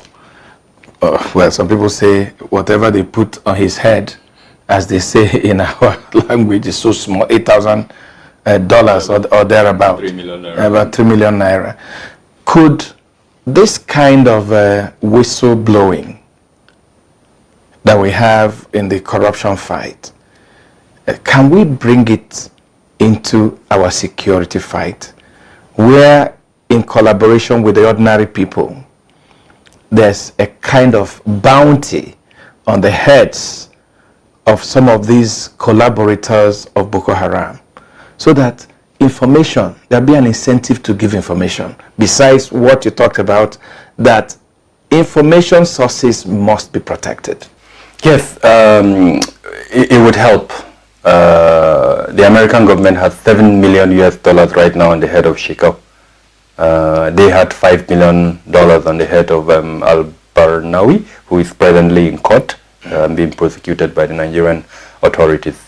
So yes, financial reward is a good incentive for the supply of information. However, we need to understand that we're talking about an ideological movement. Money sometimes does not really influence them. What influences them is ideology. So I would like to see an expansion of what is called the counter-violent extremism mechanism, which was recently launched by the Office of the National Security Advisor. They called it the prevention of violent extremism, something like that. And the idea is to have all the ministries, departments, and agencies of government have a desk office on countering violent extremism. In every counter-terrorism warfare, apart from the military component, you have the soft component. Now, this soft component is supposed to tackle the ideology together with some other elements. Now, I would like to see an expansion of that together with the monetary component that you mentioned. That is only when we would have defeated the ideology. But the moment we don't do that, then we're allowing the group to regroup. A good example is there is the kidnap in Yobe. What will they use that for? Two purposes. Firstly, to announce to their members that we're still there, because it will get a lot of media coverage. So their members will be happy that the group is still active. Secondly, funding. One way or the other, money will exchange hands before these girls are released, so they have funding. So we need to take that away from them, and the best way to do that is through countering the ideology. The Takfir ideology, which is what the two Islamist groups are based on, is based on 4 elements, and almost all the known Islamic clerics agree that those 4 elements are a misinterpretation of the scriptures. So the Nigerian government needs to publicize that, so that they cast doubts on the mind of the members. And then, of course, they disallow them from recruiting new members. Then would have defeated the group. Thank you, Kabir Adamu, for your insight. Kabir Adamu is chairman, American Society of Industrial Security, ASIS, International Abuja Chapter 273. Thanks for coming on the show. My pleasure. Thank you. When we return, the show continues.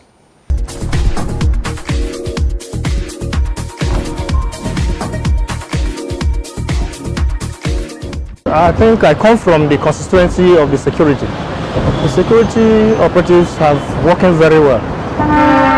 What is happening is a crime. Even in US, crime can never be eradicated.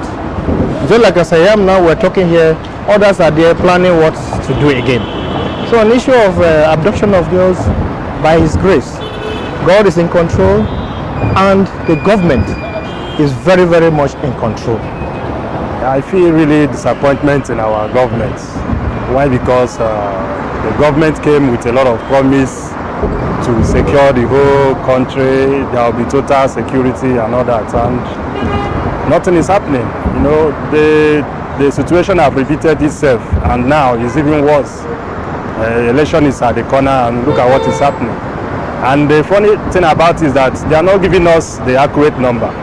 The parents are saying a different number, and the government of Yobe State is saying a different thing. Nobody is actually on point. So it's really sad, and it's not good for this country. I say it's very sad to hear such story again after the military said they have defeated Boko Haram. It's very disappointing that Nigerians play politics with anything. I could remember when the issue of Chibok girls happened, they said the government is not proactive in fighting Boko Haram. Now, the government that is proactive, they are here now, and they can't fight it. The same thing is repeating itself. So where are we going? You see, the primary responsibility of any government is protection of life and property. Once you have failed in that regard, you have failed woefully. We don't mind how much you have saved from the covered loot. That is not the essence of government. What we want is that secure our life and our property first. The issue of money will come last. It's rather pathetic.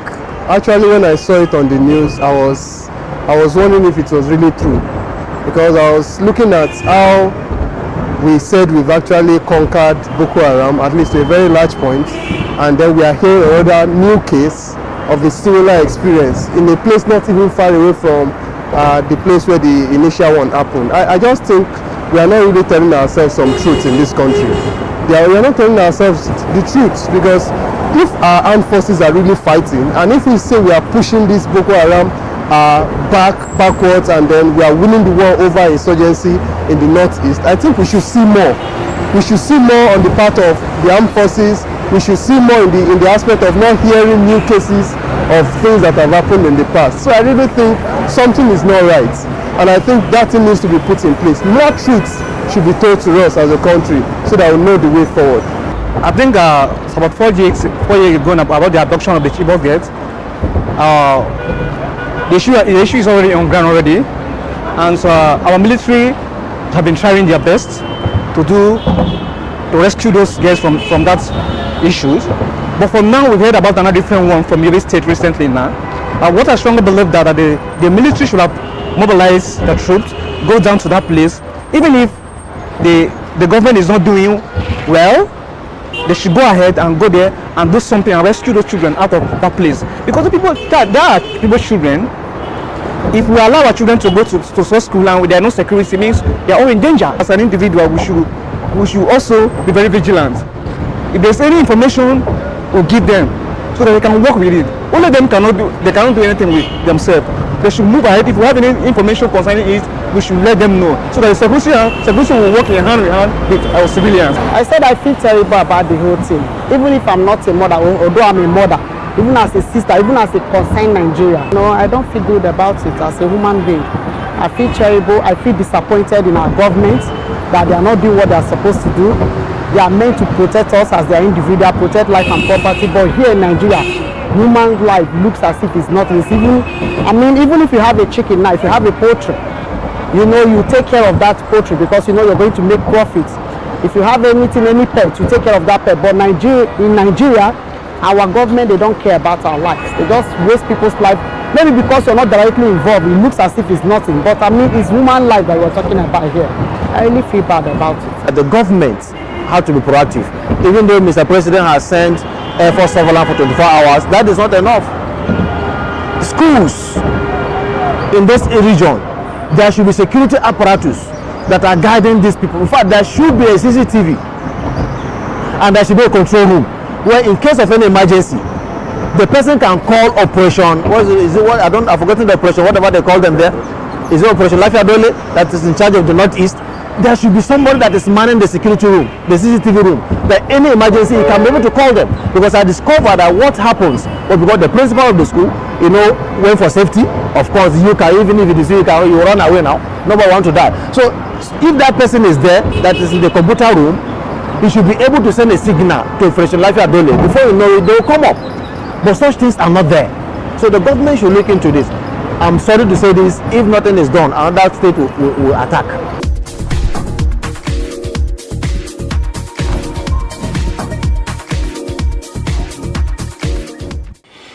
My thoughts this week are with our girls kidnapped in Yobe State.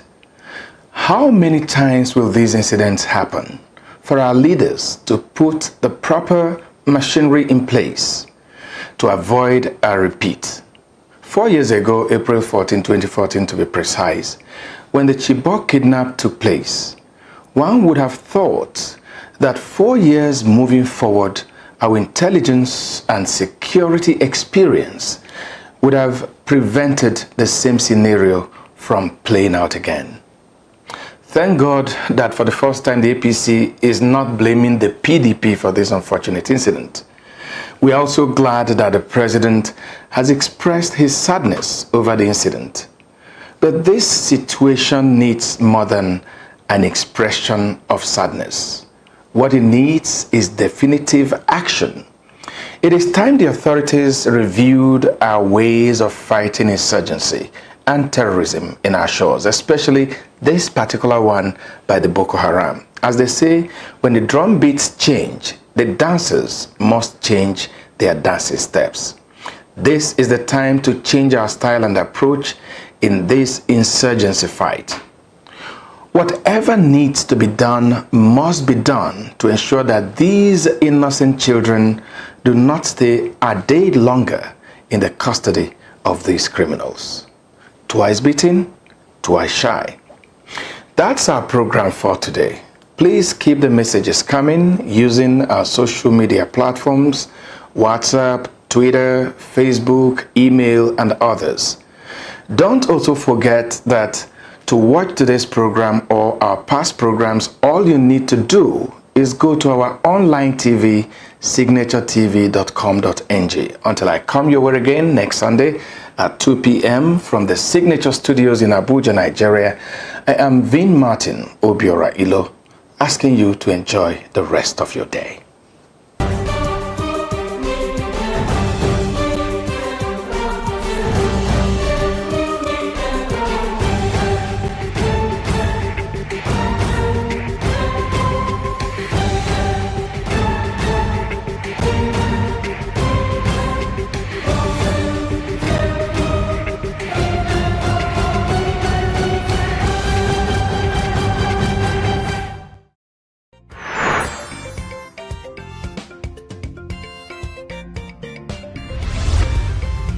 Signature TV, news in your pocket.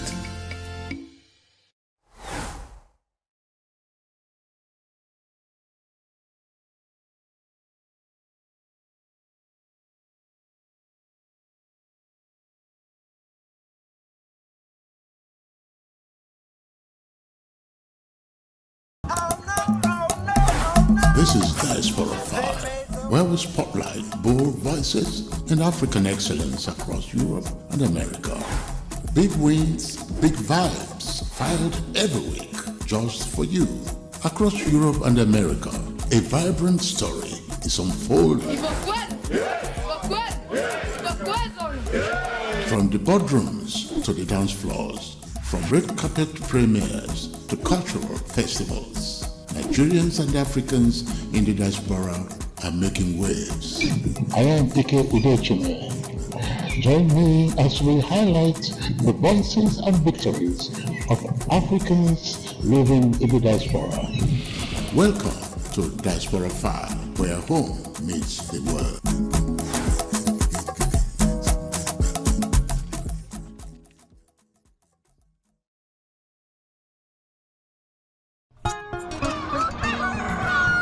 New every morning on Signature TV, we open the day for you with needed energy, information, and required vibes to shape your day. From sizzling snippets of stories in various areas of life to intriguing conversations with net worth guests. When you have people who have no track record becoming your leaders, you have a problem.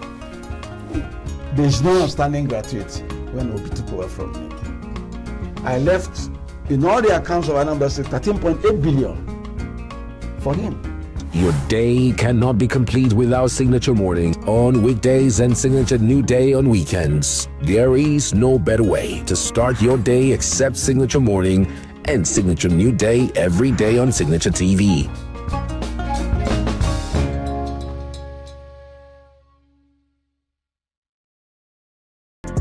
Get plugged into the heartbeat of entertainment on The Hub, your ultimate show on eVibes. From trending stories and social media drama to top charting music, must-watch movies and exciting moments from the world of arts, we've got it all. Join us for unmissable conversations with your favorite entertainment personalities, plus fun segments every week. I should try harder, so... Okay, I don't know that one. Outfit of the day. Oh, I don't do that. That's some Gen Z stuff. Oh, now you say it's a Gen Z stuff. It's everything you love about entertainment served fresh every week at 1 p.m. with weekend repeats just in case you missed it. The Hubs on E-Vibes, where the vibes never stop. Only on Signature TV.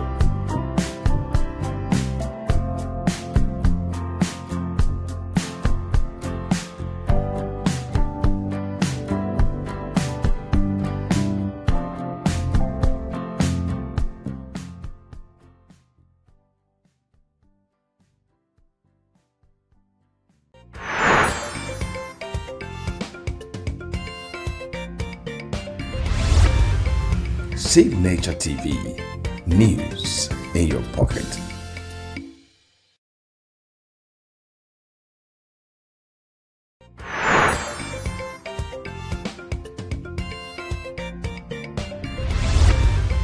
Signature TV, news in your pocket.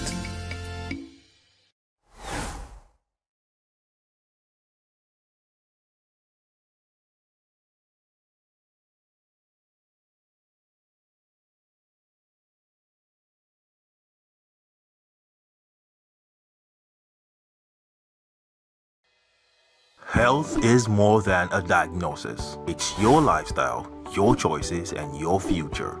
Join us on Inside Health, your weekly deep dive into the stories, science, and solutions shaping your well-being. From expert interviews to real-life journeys of healing and hope, we cover it all. One of the complications of cancer management or treatment is they have some of them, at one point in time, you see them having anemia. Okay, so you see them at times being transfused. But at the same time, you come in with a diet. Nutrition, mental health, innovations in medicine, fitness, and everyday wellness. Whether you're managing a condition, staying informed, or just living your best life, Inside Health is your trusted guide. I'm Tigiti Agorom, and I'll be with you every week on Inside Health, only on Signature TV.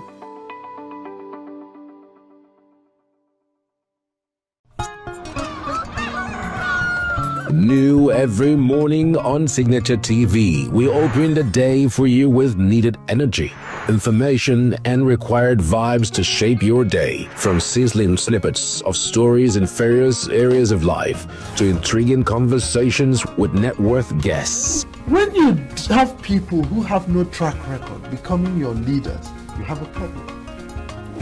There is no outstanding gratuity when Obi took over from me. I left, in all the accounts of Anambra State, 13.8 billion for him. Your day cannot be complete without Signature Morning on weekdays and Signature New Day on weekends. There is no better way to start your day except Signature Morning and Signature New Day every day on Signature TV.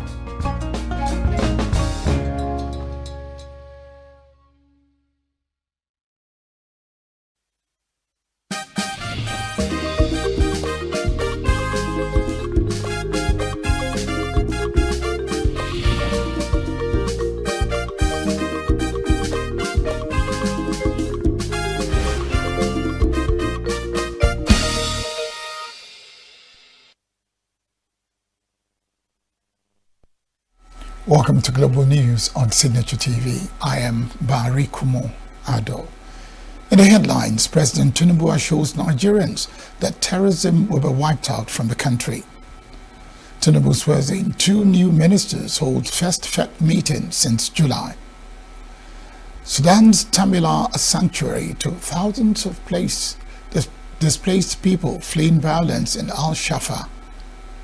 And Egypt's Qatar signed deal to develop real estate project on Mediterranean coast. Details shortly. Every second, every minute, every day, news is breaking. Events occur and there are new developments. At Signature TV, we follow these stories objectively, bringing all sides without bias, explaining the complex issues, breaking down the numbers, and investigating the issues behind the news. Anywhere and everywhere, near or far, wherever the news is, we will be there. Signature TV. News in your pocket. President Bola Tinubu on Thursday administered the oath of office to Bernard Doro and Kingsley Ude as ministers, officially inducting them into the Federal Executive Council. The ceremony took place inside a council chamber of the State House, Abuja, just minutes before the commencement of the FEC meeting, the first since July 2025. Thursday's swearing-in restores cabinet representation for Plateau and Enugu states, but of which had been without ministerial presence in the past few weeks. The swearing-in brings Tinubu's cabinet size to 48 ministers.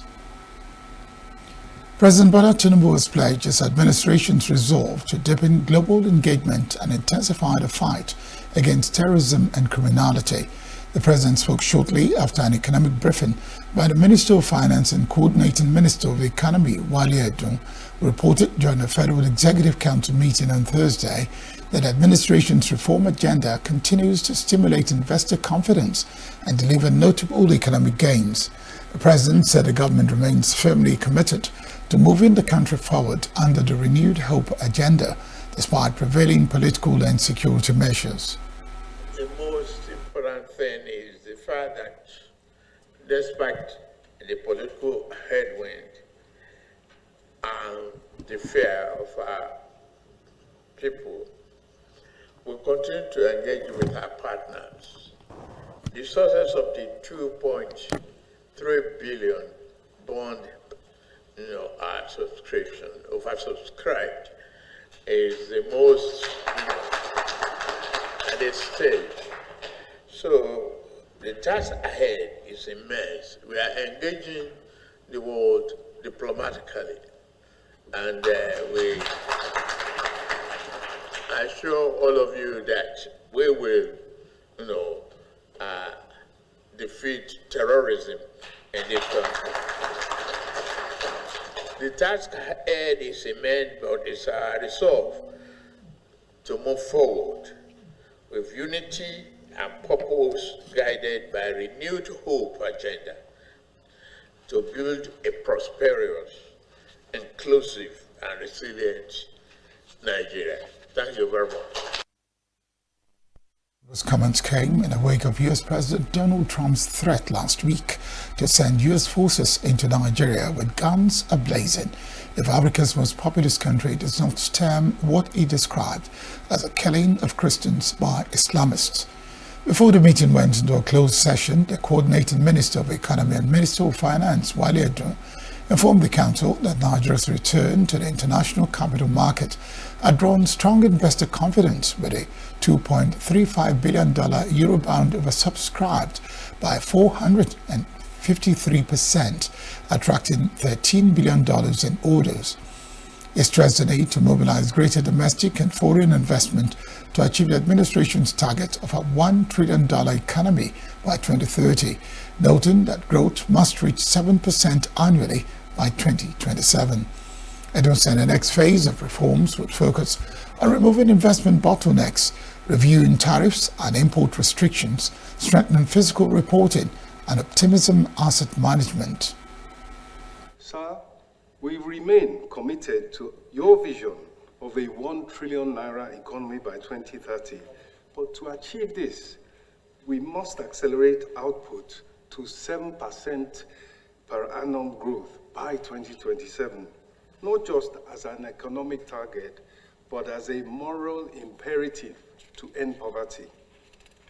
Critical to attaining this growth trajectory will be attracting a necessary investment into our economy. With public investment at only 5% of GDP, we must urgently develop investment-ready projects across so many sectors that will crowd in large-scale domestic and external capital, direct investment in the economy by Nigerians as well as by foreigners. Ministers overseeing key sectors, for example, infrastructure, mining, education, health, agriculture, blue economy, digital innovation, arts and culture, must work with the subnational governments, the states, to identify and package projects that meet investor expectations. And it is likely under the policy coordination mandate, I'm sure that maybe the volume and the quality of private investment mobilized will become a key metric of the leadership, particularly in those areas.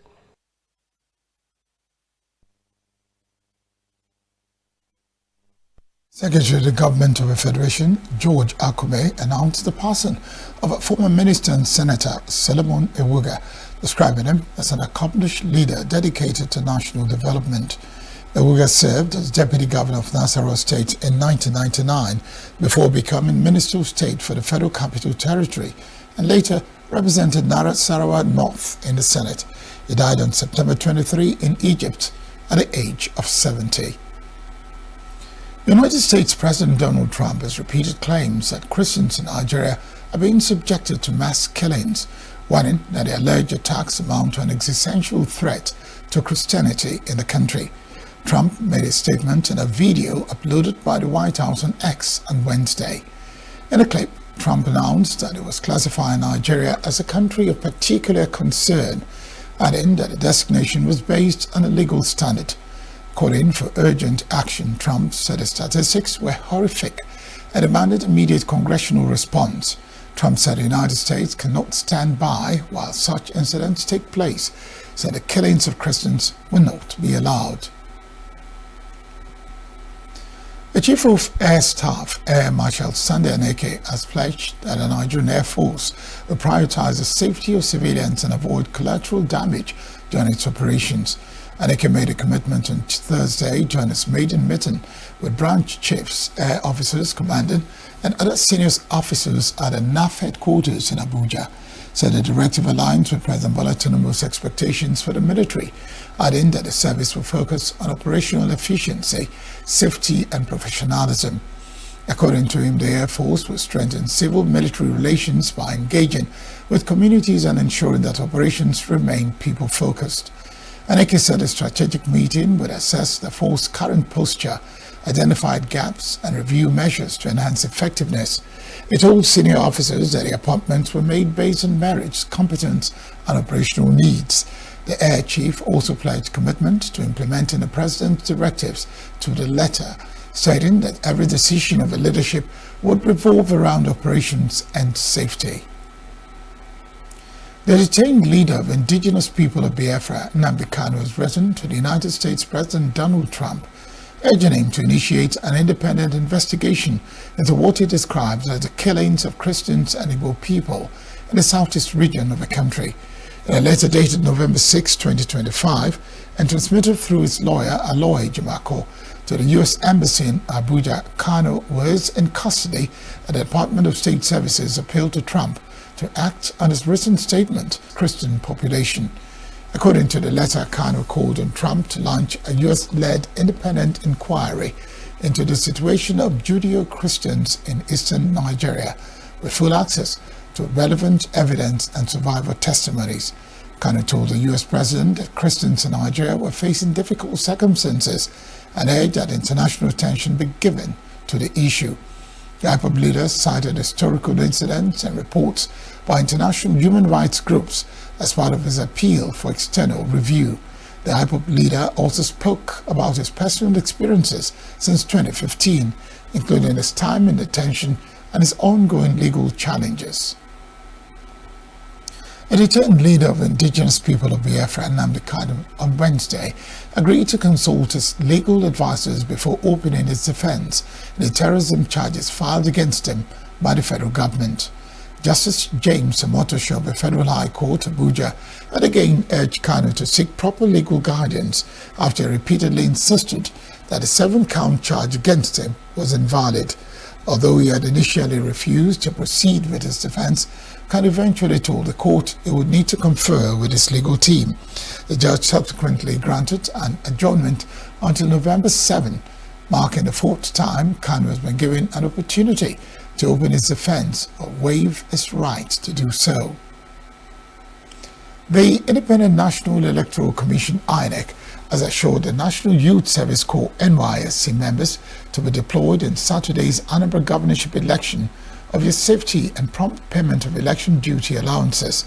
INEC Chairman Professor Joash Amopita, in an interview with newsmen in Oka on Wednesday, said nobody would hold back their election duty allowances, said that the issue of welfare and safety of the Corps members serving as election ad hoc staff remained paramount to the Commission and security agencies.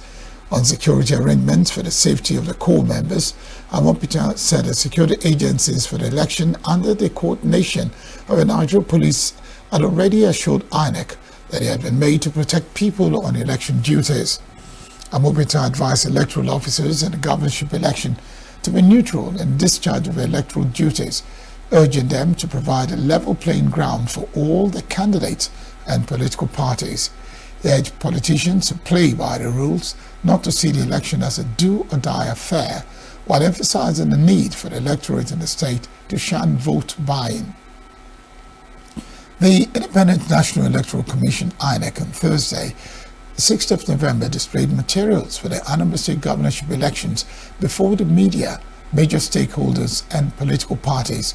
Among the items on display at the Oka branch headquarters of the Central Bank of Nigeria, CBN, amidst tight security, were some sensitive and non-sensitive materials, including Form EC8B. INEC officials, led by its Supervising National Electoral Commissioner in charge of Anambra, Kenneth Ukago, were seen packing them according to local governments ready for onward distribution. Anambra State Resident Electoral Commissioner Elizabeth Abo later explained the composition of the materials with a checklist. What you will see in a local government, and no any color will go into another local government. They are all serialized, as I have told you earlier. The serial numbers are there, the color coding are there, and everything is quite complete. And for the result sheet, we also batch them into, we customize them into units, and they are batched into RAs. So by the time you open the pattern, you see that an RA, if an RA has a 20 booklet, you see there will be only 20 units, there will be only 20 booklets based on the category of elections. For the EC8B, that is for the RA, there are some units that are, some RAs that are more than 22. You see that it will have a continuation. So depending on the number of units, that is when you will see the booklet. And all of them are being serialized according to numbers and the local government. Thank you very much. Thank you. Are there any wisdom or who are you introducing? Commissioner of Police in charge of Anambra State elections, Abayomi Shogunle, was on ground with his retinue of officers supervising security arrangements. He restated the resolve of the police to deal with any attempt to abort the polls or commit any electoral offence by non-state actors or political players. Reactions have continued to trail the plan by the National Assembly to come up with a bill on diaspora voting in Nigerian elections. The bill, to that effect if passed, will give opportunity for Nigerians living abroad to participate in the electoral process. Correspondent Christopher Lele, who spoke to some Nigerians and stakeholders, completes the story. The bill on diaspora voting was turned down by the 9th National Assembly. The bill, which has been reintroduced in the current National Assembly, has already scaled second reading in the House of Representatives. The issue has been generating varied reactions from citizens and different stakeholders. Chetam Nkemakolam, a health and social care manager based in the United Kingdom, expressed excitement about the bill, saying it was long overdue as many of the Nigerians abroad have always felt disenfranchised. I am excited about this particular bill, and I would like to give kudos to the Nigerian government for trying to implement it. I actually think it's long overdue because there are lots of Nigerians in the diaspora, and we've always felt like we are not able to exercise our constitutional rights. I know people who have traveled down to Nigeria just, to be able to vote, and I think that's not practical for a lot of people. So yes, this is definitely a step in the right direction. For the challenges, I think it's going to come from the logistics. I don't think we have a singular umbrella body representing all Nigerians in diaspora, and if we do, it definitely doesn't cover everyone. An Abuja-based architect, Dr. Alex Obiechina, welcomed the idea but cautioned that the Independent National Electoral Commission, INEC, must ensure that the process is credible. The idea is very good because they are our citizens. If they are allowed to vote, it will help our electoral process. You see, if our electoral empire, that's INEC, do not improve seriously, the whole idea will still be useless. Because INEC must stop issue of rigging, issue of vote buying, electoral violence, and all these other rots that kill our system and it makes our voting useless. If the people in diaspora vote and at the end of it, their vote is not even counted, it will be more frustrating than any other thing. Other respondents also expressed their fears that the process may be influenced or manipulated by corrupt elements. They are not matured enough. They are not matured. It's a waste of time. Because one, the election that we conducted in Nigeria here, where everybody was involved. You see your candidate, you voted for your candidate. At the point, this is electronic, So if they say glitches, what will you do? They voted here, they say glitches this, glitches that. What do you do? So let us vote the way we can. But voting for our side, I don't think we are not matured. The network and other things, how are we sure that it will be transparent? So for me, it is not necessary. Now, I don't think Nigeria has reached that level of doing that kind of diaspora voting. We have so many things, problem, we ourselves here to settle. Even the voting we are doing here, how well. We've been doing a lot of voting here. Our vote doesn't count, even though of course in Nigeria. Our vote doesn't count. Look at the last election. People know how everything went on. So they better leave that issue of diaspora voting. Let's first of all get this voting right. Others believe that it is possible to achieve a credible diaspora voting if the government can invest in the right technical know-how. Let them make sure that, because now everything is technology. It's possible if they put more money in it and bring more technology know-how. It's achievable. They can achieve it.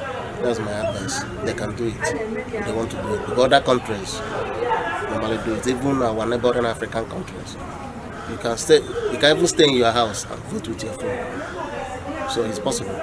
His Highness Agadaigu, a lawyer and public affairs analyst, said that diaspora voting will leapfrog the electoral process to the desired 21st century standard. In the countries of the world where our diasporans live, like United States of America and even UK, they have good recording and accounting system. So there will be no, to a large extent, I want to believe that there will be no ghost voting, ghost overseas voting, because they have a good record of the number of Nigerians staying in those countries. But I think that this now challenges us now to up our ante in the reforms in our electoral system. Stakeholders are of the view that disenfranchising Nigerians in the diaspora does not only undermine the principles of democracy, but also diminishes the involvement of citizens outside the country in national development. In Enugu, Christopher Lele, Signature TV News. Taraba State chapter of the All Progressives Congress has refuted claims that it imposed conditions on Governor Agbo Kefas before his planned defection from the People's Democratic Party. The APC state spokesperson Aaron Atmas, a briefing journalist in Jalingo, said the governor's decision to join the party was entirely voluntary and unconditional, primarily aimed at fostering unity among political stakeholders and driving development in Taraba State.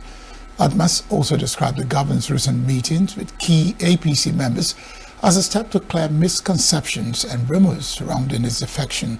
An official ceremony to formally welcome Governor Kefas into the APC, as made known by the party, is expected in the coming weeks. Atmas further claimed that there is currently no active opposition in the state, as major APC stakeholders have endorsed the governor's entry. Still to come, enforced ban on sachet alcohol from December 2025. Senate orders NAFDAC. Kano police uncover SIM card fraud syndicate. Recover 1.7 million naira. Stay with us. Every second, every minute, every day, news is breaking. Events occur and there are new developments. At Signature TV, we follow these stories objectively, bringing all sides without bias, explaining the complex issues, breaking down the numbers, and investigating the issues behind the news. Anywhere and everywhere, near or far, wherever the news is, we will be there. Signature TV. News in your pocket.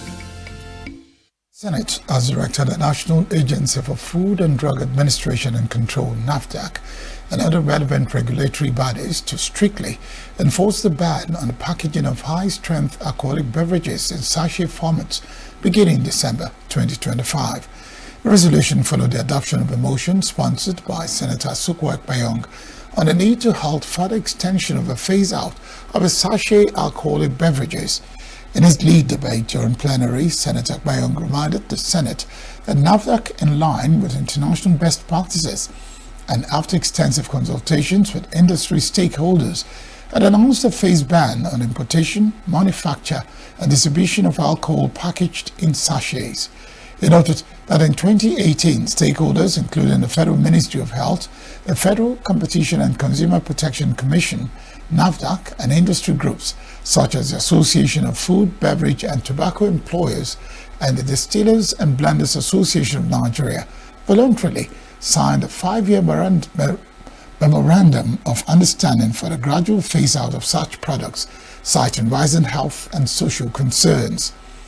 The lawmaker recalled that despite the initial deadline, the federal government granted manufacturers an additional 1-year moratorium in 2024 to enable them to exhaust existing stock and transition to compliant packaging alternatives, extending the phase-out until December 2025. However, Senator Ekpayong expressed concern that as the deadline approaches, some manufacturers continue to lobby for another extension. A move, he said, undermines regulatory authority, threatens public health, and distorts fair competition in the industry. The Kano State Police Command has arrested 6 suspects for allegedly operating a SIM card and bank fraud syndicate in the state. According to a statement issued by the Police Public Relations Officer, Abdullahi Kiyawa, The arrest followed a complaint filed by Nura Abdullahi of Kubaga Quarters, Kano, reported that his MTN SIM card was stolen and 5.7 million naira was withdrawn from his bank account. Kiyawa said an investigation by the police uncovered a network of fraudsters who conspired to deceive unsuspecting victims and obtain their sensitive personal details, including their BVN and name numbers. Those arrested include Mubarak Saleh, Babangida Lawan, Ahmed Adamu, Ezra Titus, Abubakar Abdul, and Ahmed Abdullahi, all residents of different areas within Kano metropolis. Police spokesperson stated that 6 mobile phones and a sum of 1,700,000 naira were recovered from the suspects during the operation. The Commissioner of Police CP Ibrahim Adamu Bakori commended the investigation team for their swift response and professionalism, assuring residents that the command will continue to protect lives, property, and financial security in the state. The All Progressives Congress APC has condemned the African Democratic Congress ADC and the People's Democratic Party PDP for what they described as mindless and unpatriotic reactions to the recent military threat issued by US President Donald Trump against Nigeria. APC's National Publicity Secretary Felix Morka stated this during an interview on television where he criticized opposition parties for attempting to politicize the issue, calling the actions irresponsible and despicable. He said the US government led by Trump must ensure that any decision or statement regarding Nigeria is based on accurate information, and actions taken on the basis of false narratives could have far-reaching consequences for the entire West African region. Moka noted that any military action against Nigeria could trigger instability across neighboring countries, stressing that cooperation between both nations was the best approach to combat terrorism. Business News is next.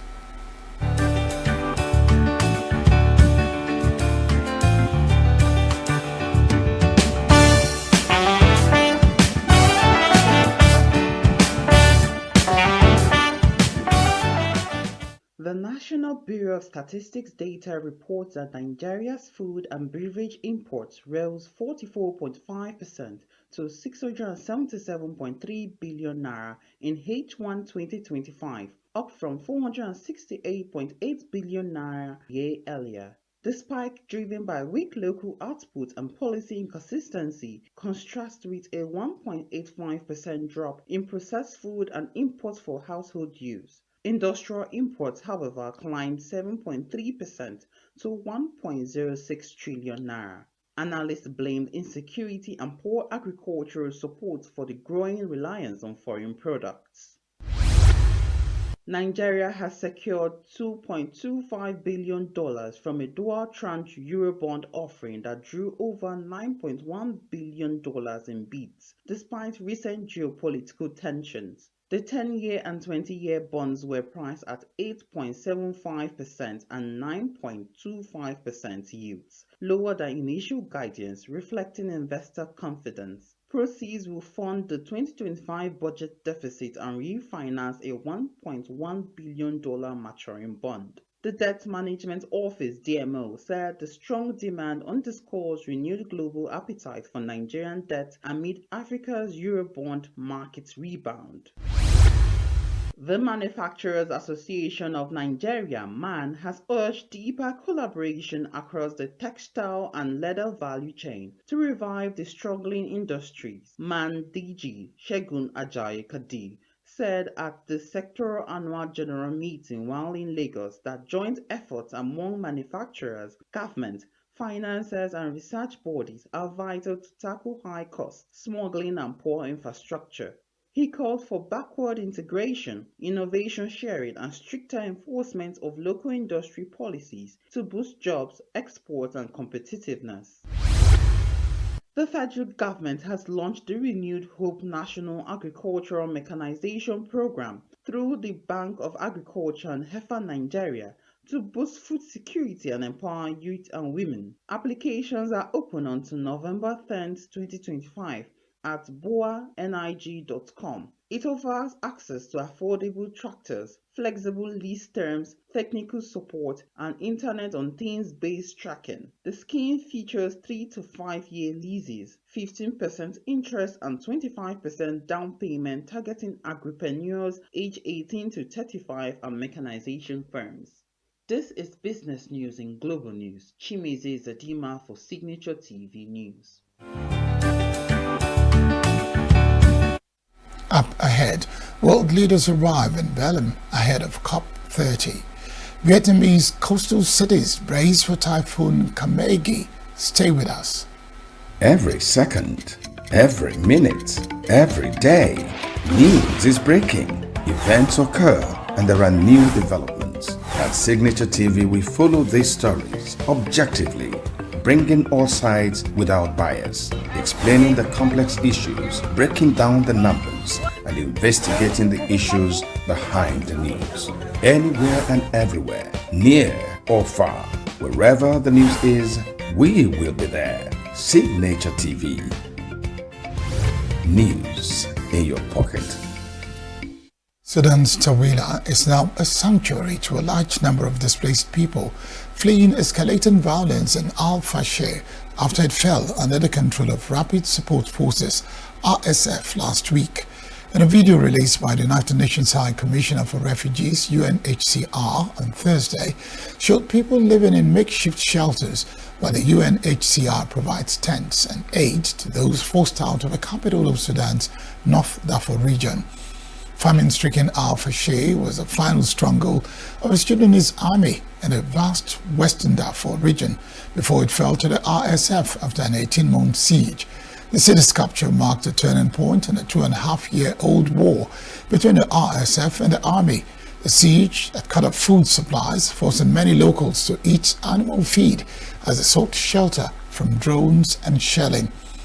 In addition to those who reached Tawila, more than 60,000 others are believed to have escaped Al-Fashir, according to the International Organization for Migration, though their whereabouts remain unclear. As many as 200,000 people may still be trapped inside the city, according to estimates of the city's population towards the end of the siege. World leaders are received by host President Luiz Inácio Lula da Silva on Thursday at the World Leaders Climate Action Summit ahead of the COP30 Climate Summit. Dozens of country leaders will gather on Thursday in Brazil's Amazon city of Belém ahead of the annual UN Summit on Climate Change, hoping to advance progress despite growing concerns that multilateral cooperation is on the brink. The COP30 conference marks 3 decades since global climate negotiations began. In that time, countries have curbed the projected climb in emissions somewhat, but not enough to prevent what scientists consider extreme global warming in the next few decades. Over 2 days, Brazil's COP30 presidency has lined up 53 heads of state to deliver speeches, along with more than 40 subnational leaders. Missing from the lineup are the leaders of 4 of the world's 5 most polluting economies: China, the United States, India, and Russia, with only the leader of the European Union showing up. Egypt and Qatar signed a partnership deal on Thursday to develop a luxury real estate and tourism project on Egypt's Mediterranean coast, part of Doha's $7.5 billion investment pledge to Cairo.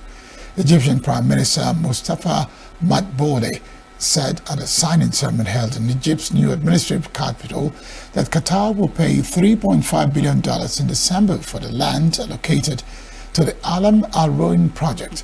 The land payment forms part of a $29.7 billion investment by Qatari Daya, the real estate arm of Doha's Sovereign Wealth Fund, in a project which would include golf courses and marinas on an undeveloped 7-kilometer stretch of coastline about 480 kilometers northwest of Cairo.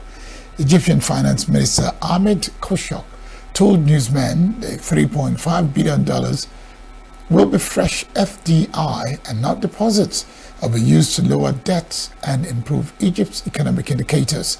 Egypt would also receive housing units valued at $1.8 billion and 15% of a project's profit after Qatari Daya recovers its investment cost. Madbouly said Egypt has for years sought to attract foreign investment, particularly from wealthy Gulf states, as it struggles with heavy foreign debt and a widening budget deficit. International Monetary Fund held up disbursement to Egypt under a biannual review due to a delay in Qatari investment that Cairo had told the IMF will materialize by June, two financial sources said. This is a partnership project where the state will acquire its share through three means. First, a cash payment of $3.5 billion, which will be paid by the end of December, which means that in exactly 50 days, the full amount will be paid at once. And there's an in-kind share that the state will receive in the form of residential units built by Qatari Daya, covering an area of approximately 397,000 square meters, with an estimated value of around $1.8 billion. In addition, the new Urban Communities Authority will receive 15% of the project's net profits after the Qatari side recovers its initial investment costs. Housing Minister Sheriff El Shabani said on the sidelines of a signing ceremony that the development of Ras El Hekma is going well, and the developers have received the land, deployed the machinery, started working on the project, denying that there were any delays. Palestinian President Mahmoud Abbas on Thursday met Pope Leo at the Vatican as part of his visit to Italy. Abbas also visited Rome's Basilica of St. Mary Major to pay tribute at the tomb of the late Pope Francis on Wednesday, calling him a close friend of the Palestinian people. Belgium needs more counter-drone capabilities, said Belgium Defense Minister Theo Franken on Thursday as he arrived to an emergency meeting of key government ministers and security chiefs. The meeting was called after drone sightings forced closures of airports and a military air base on Tuesday. Brussels Airport, Belgium's busiest, was closed at around 8 p.m. after 3 drones flew over the airport's perimeter. Belgium Air Navigation Service Skyets said. At around the same time, drones were spotted over the airports in Antwerp, Liège and Ostend, forcing them to shut as well until the early hours of Wednesday morning. Drones were also seen above the Florence Air Base, according to the Defense Ministry. That we need more counter-drone capabilities, and that's what I'm suggesting. I have a concrete plan. I will come to that. I bring it to the table today and tomorrow for the Council of Ministers. So we're working out with the funds.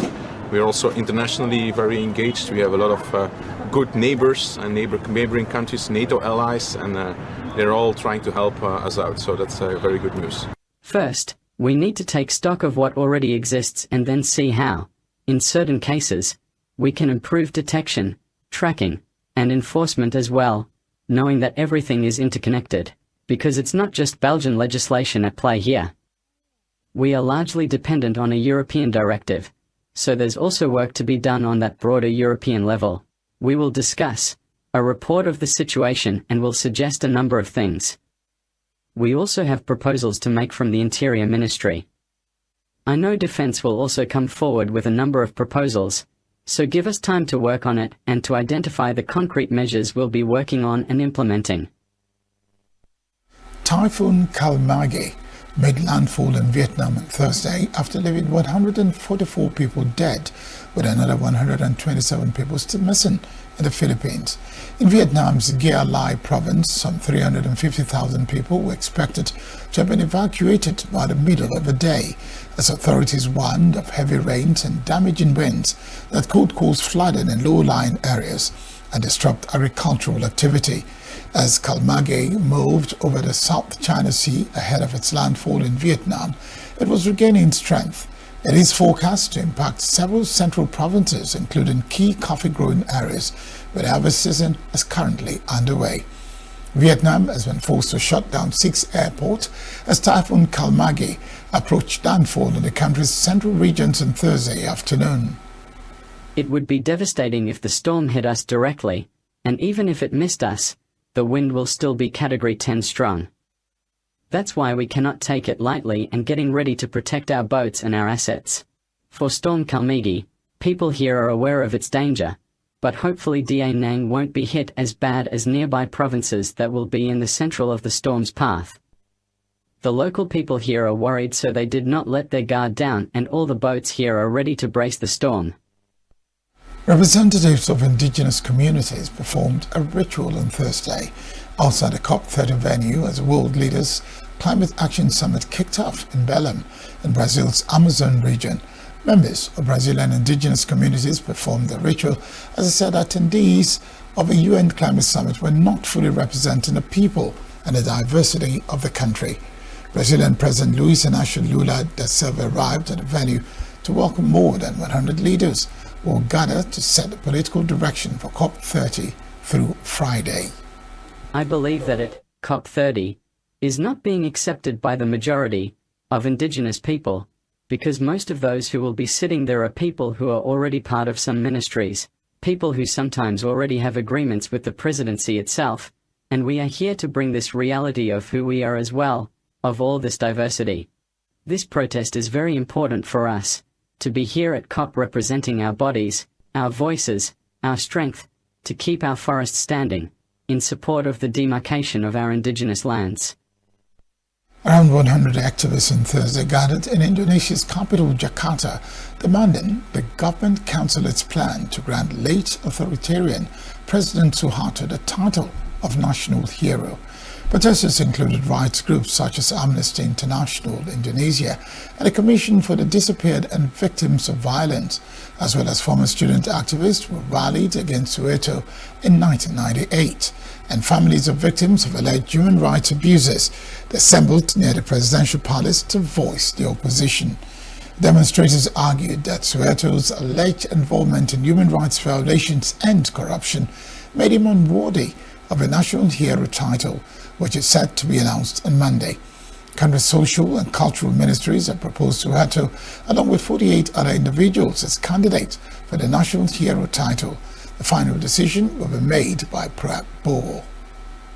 I came here to join the weekly Kemisan protest because I haven't been joining in a while, and I recently heard from my media friends that Suharto will be named national hero.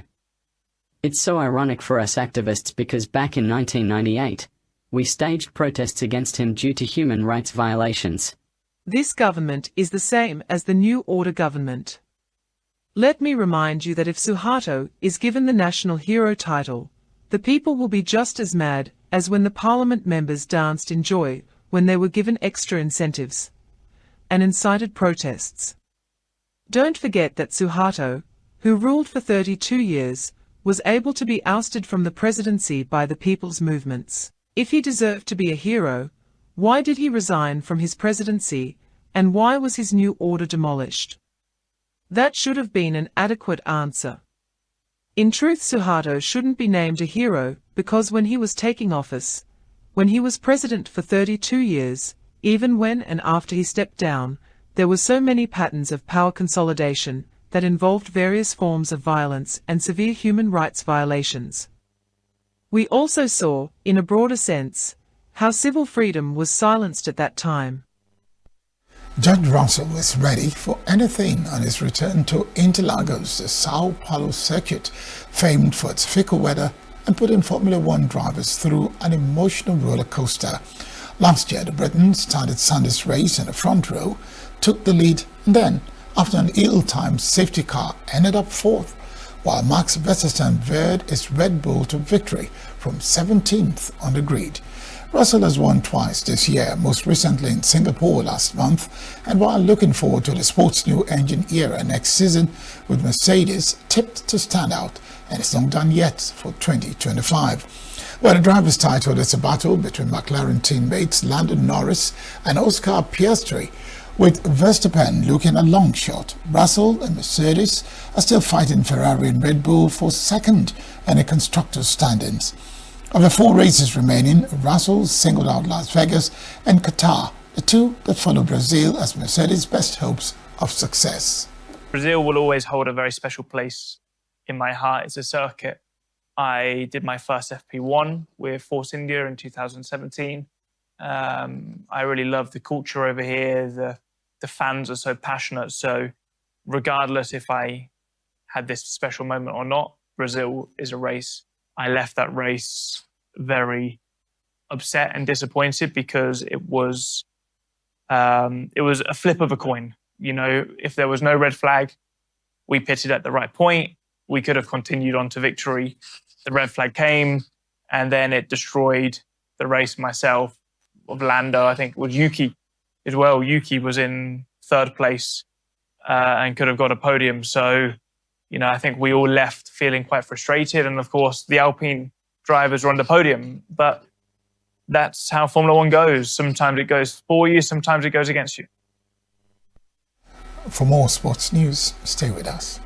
Nigeria's athletics team for the 2025 Islamic Solidarity Games has been unveiled on the event's official website, with African champion and Commonwealth Games medalist Chikwebuka Anekweche leading a 25-athlete contingent determined to make dominate in Saudi Arabia. The 6th edition of the Games will be staged from November 7 to 21 at the Prince Faisal bin Fahd Sports City Stadium. A 22,000 capacity venue is expected to host some of the continent's finest athletes. Organized by the Islamic Solidarity Sports Association, this year's edition is a return to the event's regular 4-year cycle after the 2021 Games in Konya, Turkey, were postponed to 2022 due to the COVID-19 pandemic. Nigeria has a modest record in athletics at the Islamic Solidarity Games, having won 3 silver and 1 bronze medal in 2001, which is the only edition where the nation reached the track and field podium. The Executive Committee of the Confederation of African Football (CAF) has officially confirmed and approved the expansion of the Total Energies CAF Women's Africa Cup of Nations (WAFCON) from 12 to 16 teams, beginning with the 2026 edition in Morocco, scheduled for 17 March to 3 April 2026. CAF confirmed the decision, describing it as a major step forward in strengthening the competitiveness, visibility and development of women's football across the continent. Super Eagles forward Victor Osimhen continued his blistering Champions League form on Wednesday, firing a sensational hat-trick to hand Galatasaray a 3-0 win over Ajax at the Johan Arena. The Nigerian star entered the game with 3 goals in the competition, having scored twice against the Bodo Glimt and the decisive winner over Premier League champions Liverpool. He completed his hat-trick in the 78th minute, converting another penalty awarded for a handball by substitute Gerard Alders. The emphatic finish sealed Galatasaray's biggest European win of the season. Osimhen's triple makes him the second Galatasaray player to score a Champions League hat-trick, following Burak Yilmaz's feat in 2012. In golf, Tom McEwen has sealed his place at the 2026 Masters and the Open by completing a dominant wire-to-wire victory at the Hong Kong Open. Having entered the final round with just 1 shot lead, McEwen produced a superb 63 to finish 7 shots clear of Peter O'Hellion in second. Having claimed the second professional victory of his career, the Northern Irishman is now set to make his Masters debut at Augusta in April. That's Sport News on Signature TV. I am Christopher Lely. Credit Walk on to us details of entertainment news. Relatives of Nollywood actress Regina Daniels from the Ogwashuku community in Delta State have given her estranged husband, Senator Ned Nwoko, a 48-hour ultimatum to accept the bride price paid for her marriage or risk a traditional declaration formally ending the union. The demand was contained in an open letter signed by Favour Awele Obi on behalf of the community, accusing the senator of disregarding local customs and allegedly using his political influence to intimidate members of Regina's family. According to the kinsmen, the tradition allows any woman to end her marriage as long as her family returns the bride price. They allege that multiple attempts to return the payment had been turned down by Nwoko, warning that if he rejects it again, the money would be publicly placed at Ikeleke Quarter, a symbolic act that under Ogwashuku customs signifies the dissolution of the marriage. The letter also condemned the reported arrest of Regina's siblings, describing it as an act of operation. It added that Regina's family is calling for the immediate release of the detained individuals. Thousands packed the narrow streets of Oteri St. Mary on Wednesday to witness the tradition of tar barrel rolling. Locals born and raised in the town in Devon carried flaming barrel of tar through crowds as part of centuries-old custom handed down through generations. The town, which has a population of around 8,000, transformed into a festival atmosphere as around 20,000 visitors were estimated to attend by the organizers. Only residents of Otari St. Mary with family linked to the tradition are permitted to carry the barrel, with those who choose to take part starting as early as age 7. The barrels inside are coated with tar throughout the year before being filled with papers and straw to set them alight. The event started with the children's barrels at 4 p.m. and continued into the night as adults carried increasingly larger barrels until the final biggest barrel at midnight. King Charles presented the 2025 Queen Elizabeth Prize for Engineering to 7 pioneers of modern machine learning at a ceremony at London St. James Palace on Wednesday. The $652,000 annual award recognizes engineering innovations that deliver broad benefit of society. The winners were Yeshua Benjo, Geoffrey Hinton, John Hopfield, and Yonli Khan for laying the conceptual groundwork for today's neutral network approach to machine learning. NVIDIA's Jensen Hyung and Bill Daly for building the computing platforms that allow those systems to scale, and Fei-Fei Lee for creating ImageNet, a landmark data set that helped train and test computer vision models. NVIDIA CEO Jensen Hyung called the honor terrific and celebrated being recognized alongside his colleagues. Charles also handed over the 2024 prize in the same ceremony to wind energy scientists Andrew Gerald and Hendrik Stilsdal for advances that helped industrialize high-performance wind turbines. The prize, established to spotlight engineering excellence and inspire future engineers, is awarded annually by an independent foundation. And that's the entertainment news. I'm Queen Ntumokunta, Signature TV News. That's the news this hour. I am Barry Kumo Ado. Thank you very much for watching.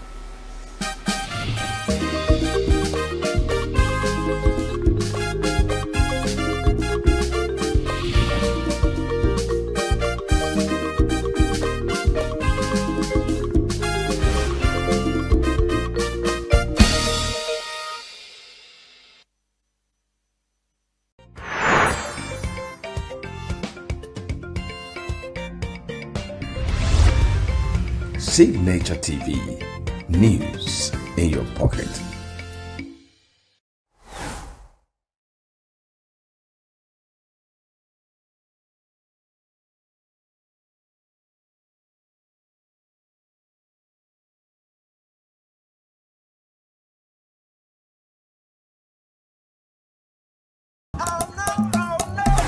This is Diaspora 5, where we spotlight bold voices and African excellence across Europe and America. Big wins, big vibes, fired every week, just for you. Across Europe and America, a vibrant story is unfolding.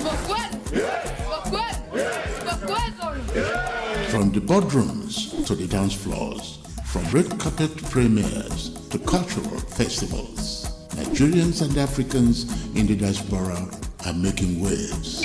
I am Dike Udechime. Join me as we highlight the voices and victories of Africans living in the diaspora. Welcome to Diaspora 5, where home meets the world.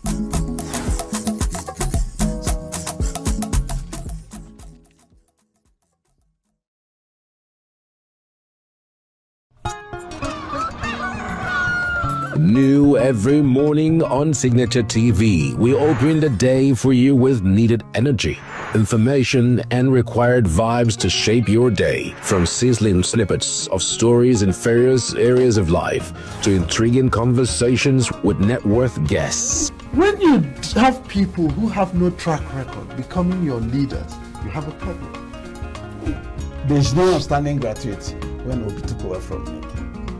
I left, in all the accounts of Anambra State, 13.8 billion for him. Your day cannot be complete without Signature Morning on weekdays and Signature New Day on weekends. There is no better way to start your day except Signature Morning and Signature New Day every day on Signature TV.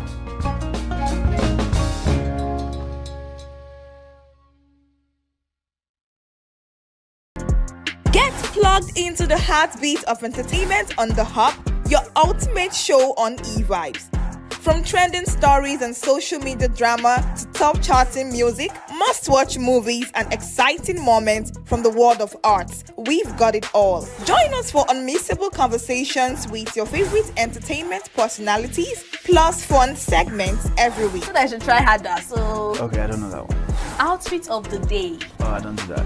No. That's some Gen Z stuff. Oh, now you say it's a Gen Z stuff. It's everything you love about entertainment, served fresh every week at 1 p.m. with weekend repeats just in case you missed it. The Hubs on E-Vibes, where the vibes never stop. Only on Signature TV.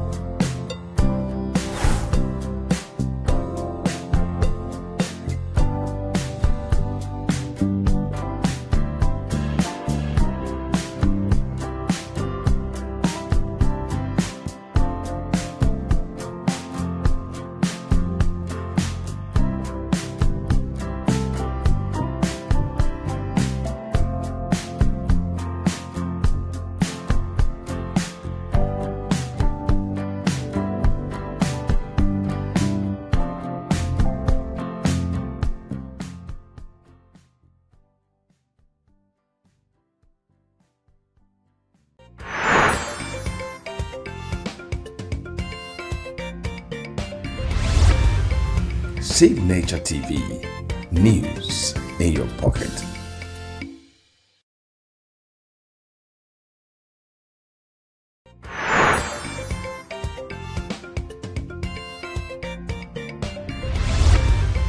Signature TV, news in your pocket.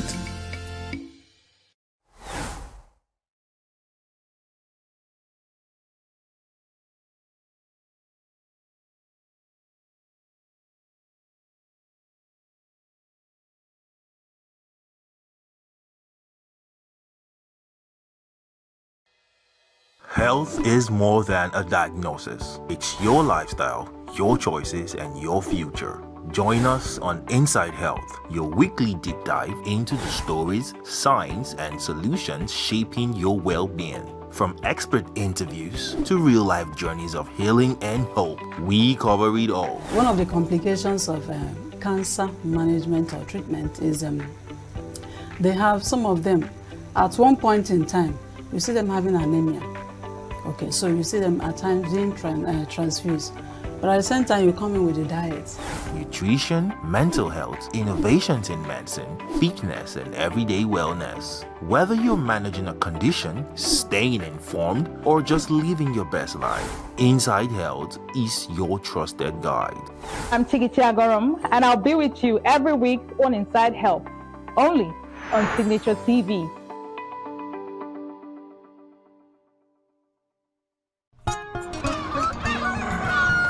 New every morning on Signature TV, we open the day for you with needed energy, information, and required vibes to shape your day. From sizzling snippets of stories in various areas of life to intriguing conversations with net worth guests. When you have people who have no track record becoming your leaders, you have a problem. There's no outstanding gratuity when Obi took over from me. I left in all the accounts of Anambra State 13.8 billion for him.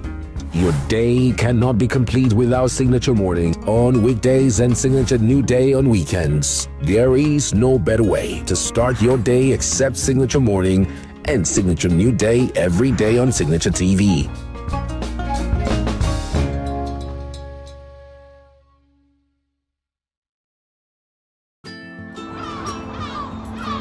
Bright and early as the day breaks, as the newspaper headlines trail the stories that shape the day. We at Signature TV trail the headlines that trail the day. We interrogate the headlines. We analyze the stories that make the headlines. WAEC is overrated, and they even overrated themselves and went into CBT. They are insensitive of some Nigerian children who have never heard what it was CBT. With passion and emotion, we drive the conversation to change a narrative.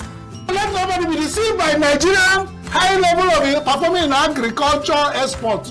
We are still where we are. Newspaper review on Signature TV every morning on Signature Morning weekdays and Signature New Day weekends. Newspaper review on Signature TV. We do not just review the headlines, we make the headlines relevant to our daily lives.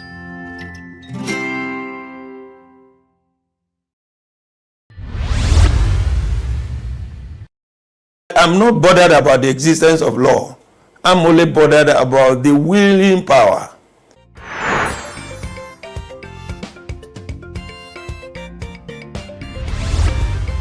Signature TV. News in your pocket.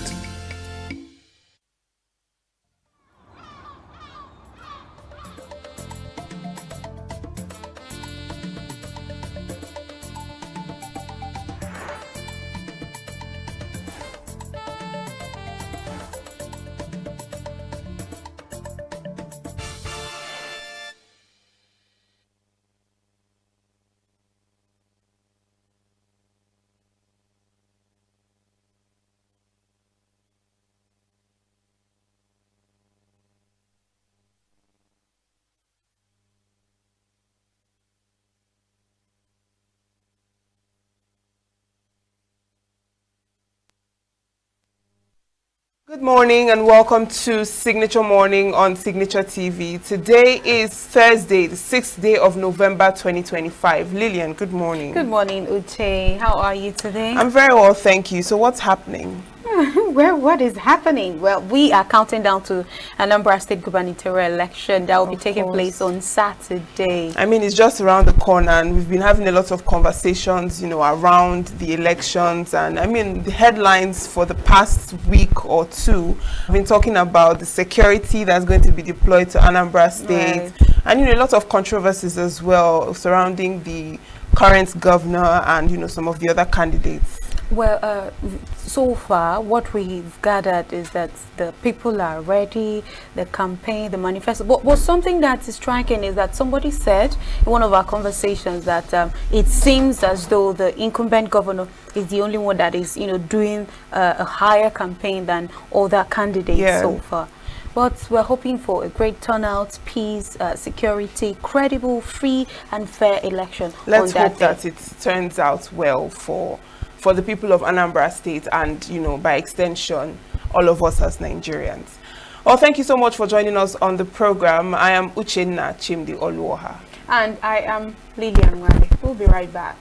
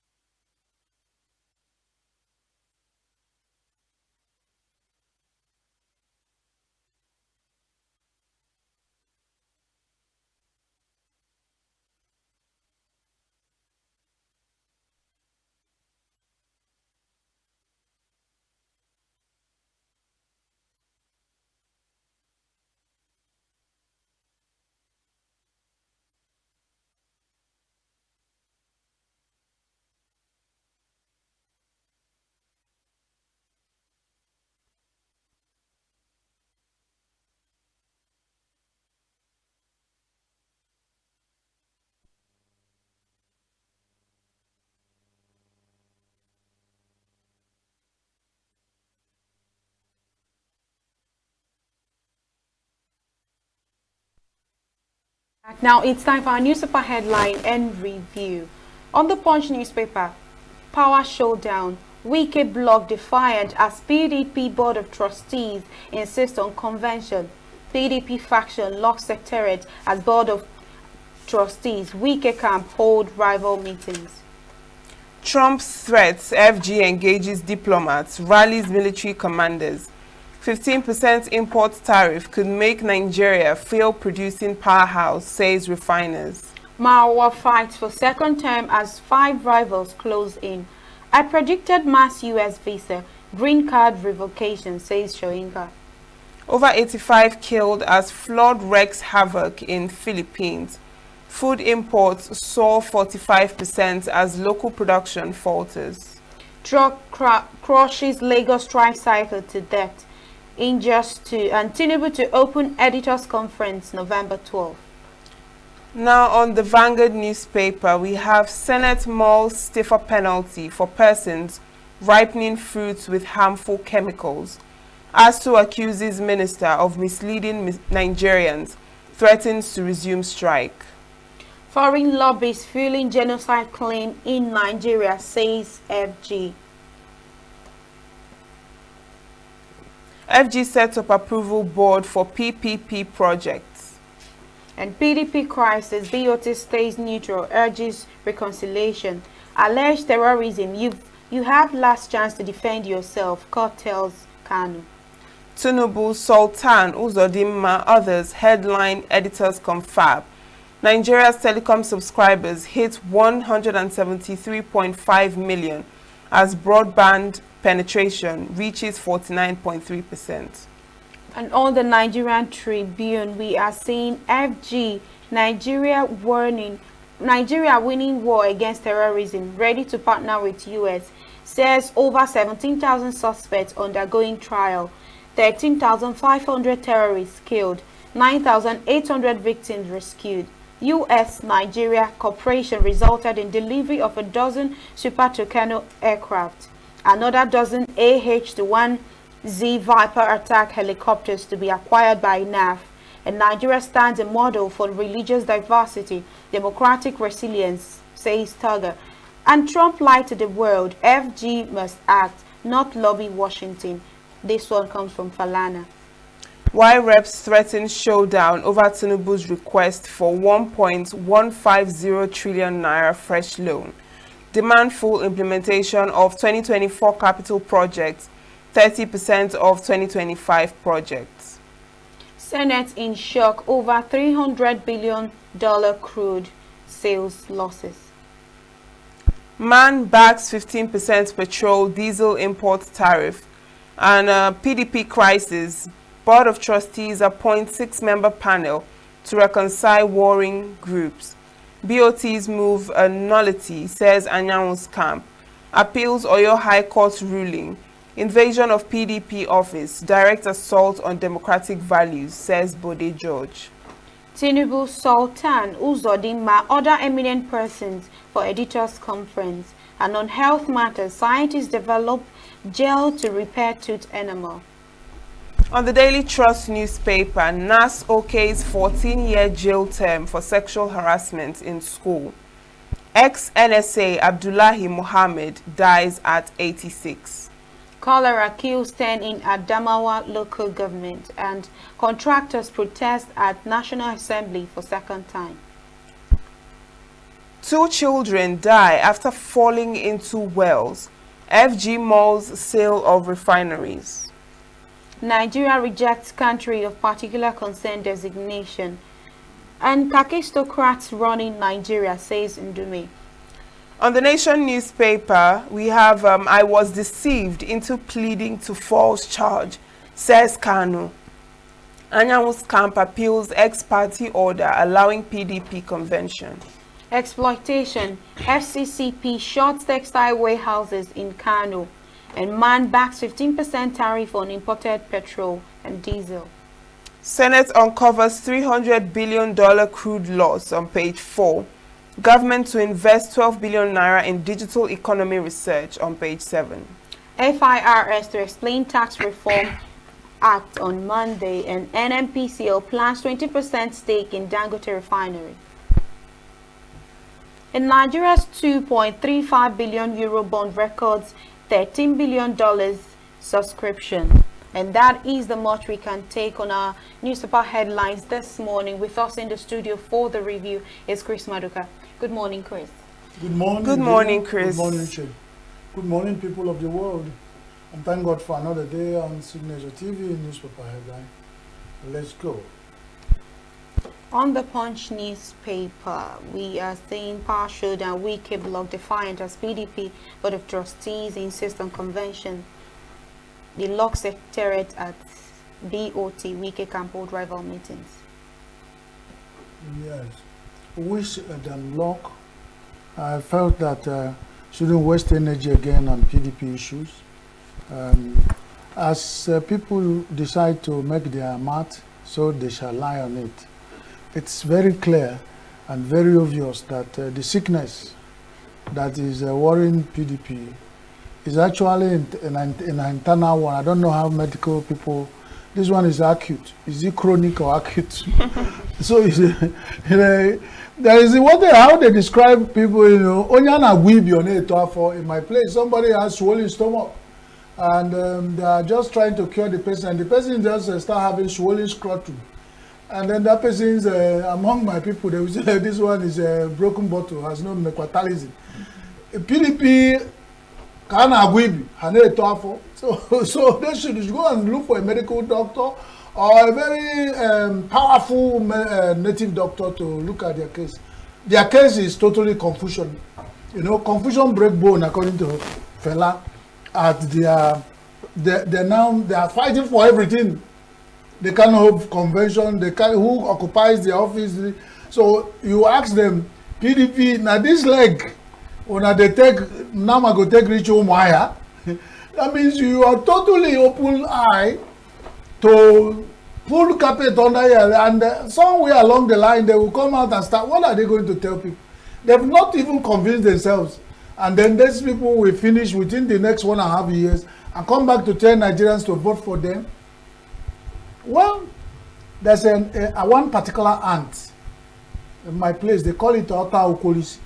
Ota Okolisi is the ant will bite you. When you are trying to remove the ant, the head will pull off. So the head will stick to your body. PDP has Wike as Ota Okolisi in their body.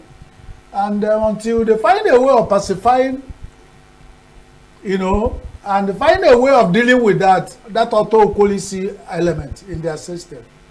And the fact is that is a weaker block. So one small PDP with one big weaker block, it's really a Okolisi situation. And they have to find a way around it. I wish them good luck. This is why democracy is full of action for politicians. By going to fight for the secretariat, going to where we hold and they go to court, they find job. And then they're self-financed because some of them, the money, corrupt money of Nigeria and the pockets of so many of them, so they can finance crisis and they keep themselves busy. Now, on the Vanguard newspaper, we're seeing this headline: Senate mulls stiffer penalty for persons ripening fruits with harmful chemicals. And I tell you, these senators and the people in National Assembly, without sounding immodest, are people who can afford to buy fruits in Nigeria now. You know how poor people get to eat watermelon now? When they give you tablet of it, they will say you pay 1,000 naira. So they get concerned because they are the ones who need to look well, eat fruits, and then now all of a sudden they realize that the fruits we eat in Nigeria or they eat in Nigeria are ripened by chemicals. So they get concerned. And our National Assembly act fast when any issue, face them too. I like this one. If they have been passing stiffer punishment on things, we have not had National Assembly how much the people who are killing their people, the fellow Nigerians, the stiffer punishment they have come up with.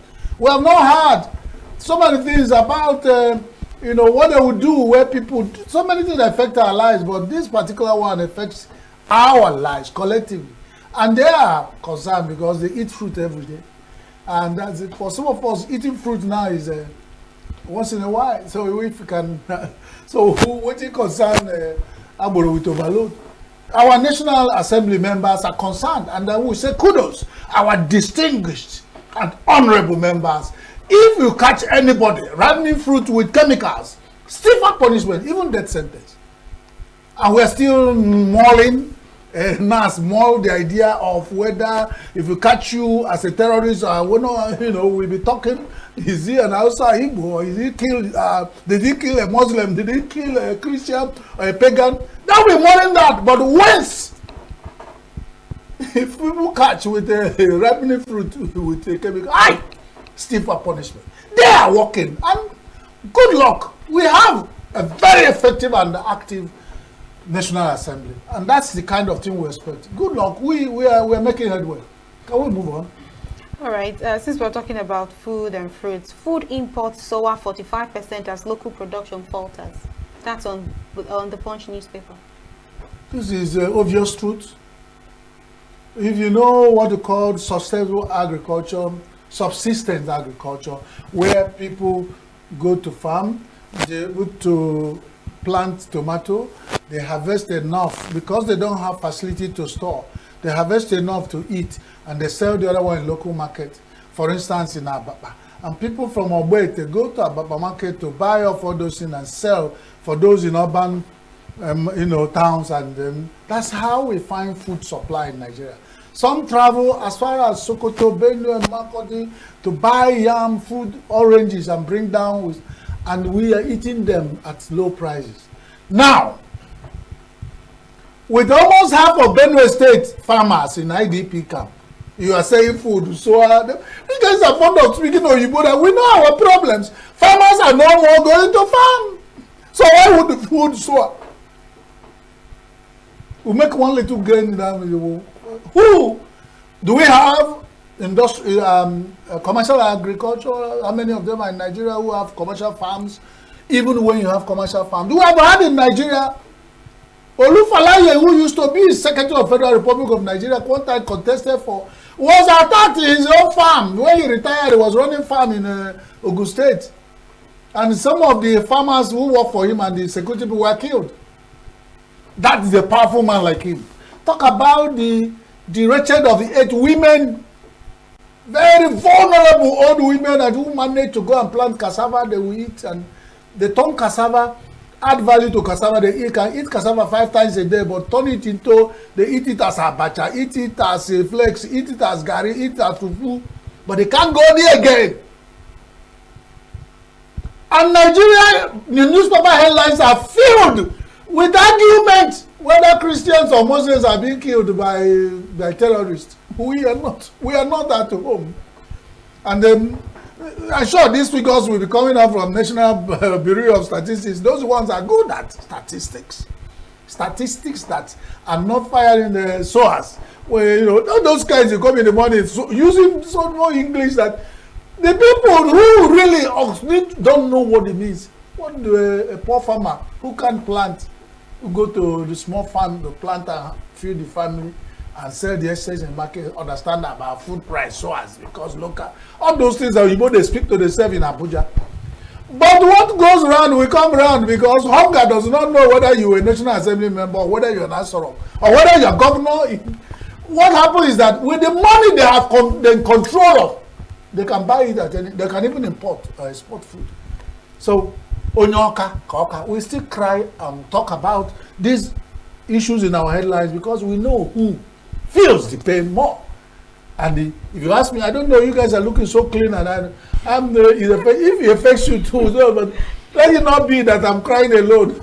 I'm alone, so that if I know I'm all this my hunger and hardship campaign, I'm the only person, then I'll start coming to your house. You can't be the only person. Do we have to look like our problems? You can't look like our problems. No, I'm not going to say, but when I'm shouting, also be nodding and telling we are nodding. I'm saying your mind, so that they won't be saying this man and his trouble. Okay, let's move on. Yeah, on the Nigerian Tribune, we're seeing why reps threaten showdown over Tinubu's request for 1.150 trillion naira fresh loan. They are demanding full implementation of 2024 capital projects and 30% of 2025 projects. This one now, Oyibo again. This Oyibo, you know, if you know how this thing works. I'm not, you know, if you come close to them, there's no bill that is sponsored by the presidency that you don't. Nigeria, my professor said, you help things along. Nothing works in Nigeria unless you help it along. So even the presidency said, I want to borrow money. And people will say, they will laugh and well, okay, the president, come on, bring it on, let's talk. They know, I've never been a senator, I've never been, but I know it's from those houses you hear about lobby. And what is lobby? Baptism and name of having to convince you. If I do I have to lobby, if we need money, we need to borrow money, will there be at loggerhead? And the newspapers use words that it's supposed to be a war. That if the National Assembly felt that, okay, you have borrowed enough, sir, there's no, let's wait a little, let's think about, and then let's see what you have done with what you borrowed over time. You have borrowed big money. It shouldn't be war. But when they start describing it that way, it means that some people in National Assembly are waiting for presidency to come and, let's have an agreement. Let's talk and then we will. That's what they do. Even if you bring a bill, which all of them know, you still have to water the ground for people to even accept to push your bill. That is the people who said they are distinguished and honorable members who are fighting our cause, who should be paying to get bills they will present, but you have to. I mean, are you a Nigerian? Okay, I don't know what I don't know what to say, but that's how things work in Nigeria. Let me only say that in Nigeria, even if the presidency want to borrow more money, he has to help it along. He don't just drop it and then we just sign it and go home. After all, the 10% is a statutory unwritten constitution in Nigeria in all areas of operation. Ask people in government if you want to know what 10%. I don't know what percentage you use now. When we are growing up, we hear of 10%. I think as Nigeria is growing, maybe it has gotten to 25%. God bless Nigeria. God bless Nigeria. God bless Nigeria. Okay. Also on the Nigerian Tribune, we're seeing FG. Nigeria winning war against terrorism, ready to partner with US. And here we're seeing numbers. Says over 17,000 suspects undergoing trial, 13,500 terrorists killed, and 9,800 victims rescued. Before Trump said anything, whether it's a threat, whether it's true or false, whether what he's saying, have you ever had this kind of data? You woke up every morning, you guys sat here for the last 18 months on this table, talking about headlines.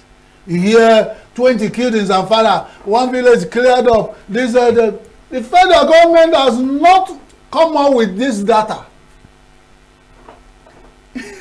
What happened is that one the he-goat said the mebebe. I don't know if you understand the language of Mwambi. So if mebebe is in mebebe, then US has started the mebebe. So things were started happening. In the last 1 week, we have heard of whether they, I don't know, neutralize. You know, in Nigeria now, instead of saying they said they delete. We're using the word delete before. That means had the word of to say they kill people. Now it's spy. When you hear spy, people will think it's a sound of. Do not buy people. Some of these will soon enter the lexicon and the register of Nigerian language. That Nigerian manufacture dangerous languages that go for. By now is that the people are killed. So we now hear the number of people who are died by the bandits and terror. For the first time, I'm telling you, for the first time I've read this in the newspaper. Federal government coming out with their figure, telling us how many they've arrested, what they are doing. What we hear before is the rumor of people who were arrested. Before you know it, they saw uniform, put them in a camp, give them new uniform, buy them food, buy them motorcycle and all, and say they will radicalize and all those. Some of them, we have rumor that some of them went back into our security agencies and work as, hey, you say Chineke, person they carry squirrel for pocket, they go plant seed. God help Nigeria. So when we begin to hear this, we are ready to partner with you. All these people who are just trying to be relevant, The fact is, whether you accept it or not, Nigerians from all areas, atheists, Muslims, Christians, traditional African religion, has been dying, have been pied. And they're still buying them by bandits and terror. Whatever the government makes out of it is their wahala, because if the problem is not solved, they continue to kill the ones they kill. Now they are sitting comfortably talking about this. Let them go to Yerwata. Let them go to Benue Plateau and Jos. Let them go to the interiors of Imo State. Let them go to some communities in Southeast Nigeria that are occupied by Umuma and all those people. I don't know. Some communities are still being, and we hear talking. People are being killed every day, kidnapped, killing, and all that. And then, what are we talking about? Now that some actions have started, and it's so unfortunate that it takes Trump for all this to see. So that's the good thing about nothing happens for nothing. Some people say the blood of innocent Nigerians who have been buried over time for nothing, just for being Nigerians, have begun to rise against the nation. So the sooner they handle it very well, because if they want to do it political correct and all, it won't work. The blood of innocent people who are now spirits won't stop crying, because unless they want to tell us that they want to play politics with spirit. All right, on the Daily Trust, contractors protest at National Assembly for second day. Yes, until they pay them their money, you can't sit down there and they know, because they are contractors in National Assembly, they must have had facts of how much each member of National Assembly earn. And then they have budget. National Assembly owing contractors. There are certain things that go up in the national newspapers that Nigerians should be ashamed of all places, even National Assembly. You say even the rich also cry. Even if they cry, must they cry in the open? And you know how big men cry. You know, I've been to church. This joke, they say how big men praise God. They praise God with swagger. You know, no, this is why poor man. If you hear one poor man, they praise God. You say whether he's fighting with God. But big men, I don't worship poor God. You know, that kind of. They have to have a way. So if we're expecting that people in National Assembly will be talking about. These are the people who approve budget for. They do approve appropriation and misappropriations, and so if the people should gather and say National Assembly pay us, that means this shame is sold 1 kobo, even in National Assembly. So they protest for the second time. Before you know it, they will use police and then to go and disperse them. But what can you do to a hungry man? Because you come back to the village, you say you're National Assembly, contractor with National Assembly, you are the guys who are doing well. No one they open their mouth and tell you we are owed for this long. Meaning that owing in Nigeria is a cycle. If as you owe ASU and owe the resident doctors, they even owe contractors of National Assembly. While they roll around in glare of daylight, you see them living in affluency, and they want to owe people. I see some element of insensitivity and wickedness in those things. They should pay what they owe, because no one going to chog who goji. There's no two ways about it. All right, finally, before we leave, on the Nation's newspaper, we're saying, I was deceived into pleading to false charge, says Nnamdi Kanu. I was saying that there's so many things that are mixed up about Nnamdi Kanu that the way you start knowing. For a man kept in that seclusion for this long, I think his psych and mental state is being messed up. There are so many things that we find out that what he is saying and the way it comes out is coming disjointed. And these are the things that people who handle him should push for. And National Nigerian Medical Association said he is fit to stand. They should also send experts to check his mental health and now. Because if the man, in such situation can be subject to push and pulls that can get him confused and all. He has actually tried to survive this, because a nation against one man is purely a highest level of inhumanity. That's man inhumanity against man. And now, at the point, he doesn't even trust anybody. So it's part of the mixed up. You can see the guy is pushed to the brims. So now, they are those looking for, let it not be that the federal government, after all this pressure, are looking for to give Nnamdi Kanu a bad name, to just give dog a bad name to Modai. Because we had an unconfirmed report of what Sowore is saying about what they had already planned to do something. Let it not be. If the guy said he was deceived into pleading for them, that means that case has been checkered history of the Nnamdi Kanu's case. The federal government better, in the name of all things pure and holy, think about what to do with Nnamdi Kanu. We plead with the President Ahmed Bola Tinubu, the Jagaban, to look at this situation, because 90 million flies cannot be wrong. All right, Chris Maduka, I want to thank you for coming to the studio. Oh, that's the time. Yes. Okay, thank you for having been there with us. There was not too much shouting today. The energy is going down. Hunger and hardship. It cannot go down. That's setting in. But then we are going somewhere as a Signature TV. Join us, and God bless you. God bless my beautiful people here and the crew of Signature TV.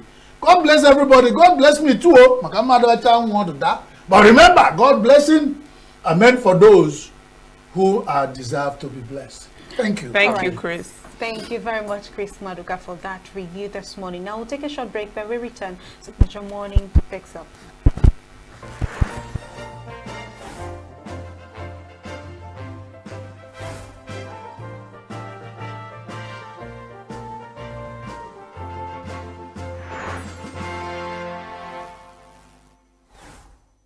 Every second, every minute, every day, news is breaking. Events occur and there are new developments. At Signature TV, we follow these stories objectively, bringing all sides without bias, explaining the complex issues, breaking down the numbers, and investigating the issues behind the news.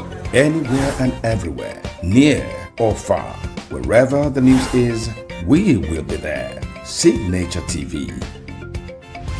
News in your pocket. Health is more than a diagnosis. It's your lifestyle, your choices, and your future.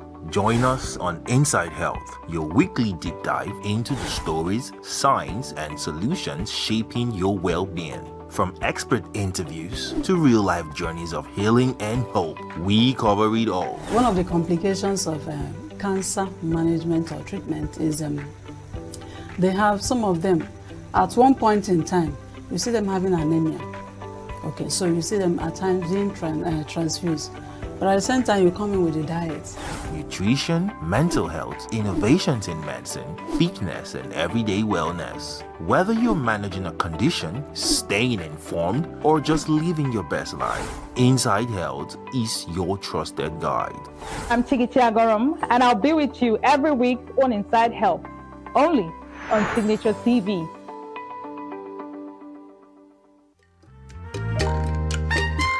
The way we see the world shapes the way we change it. Gender isn't just a checkbox, it's a lens. One that helps us understand the world more deeply and act more fairly. Gender Perspectives, a program for those ready to see more, do more, and be more. Designed to challenge assumptions, ignite conversations, and build inclusive solutions across every sector of society. We are not, fighting the men. We are not saying we are equal in terms of rights. We're only asking they should recognize our existence. Join us on Gender Perspectives, showing every Saturday by 4 p.m. Repeat every Wednesdays by 5 p.m. and Thursdays by 3 p.m. Change begins with perspective. Let's widen yours.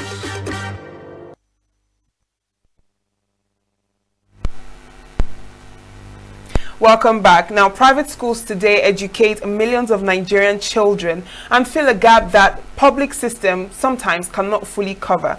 And this morning, we're taking a closer look at the challenges facing private school owners in Nigeria. With us this morning in the studio is Mr. Nelson Agu.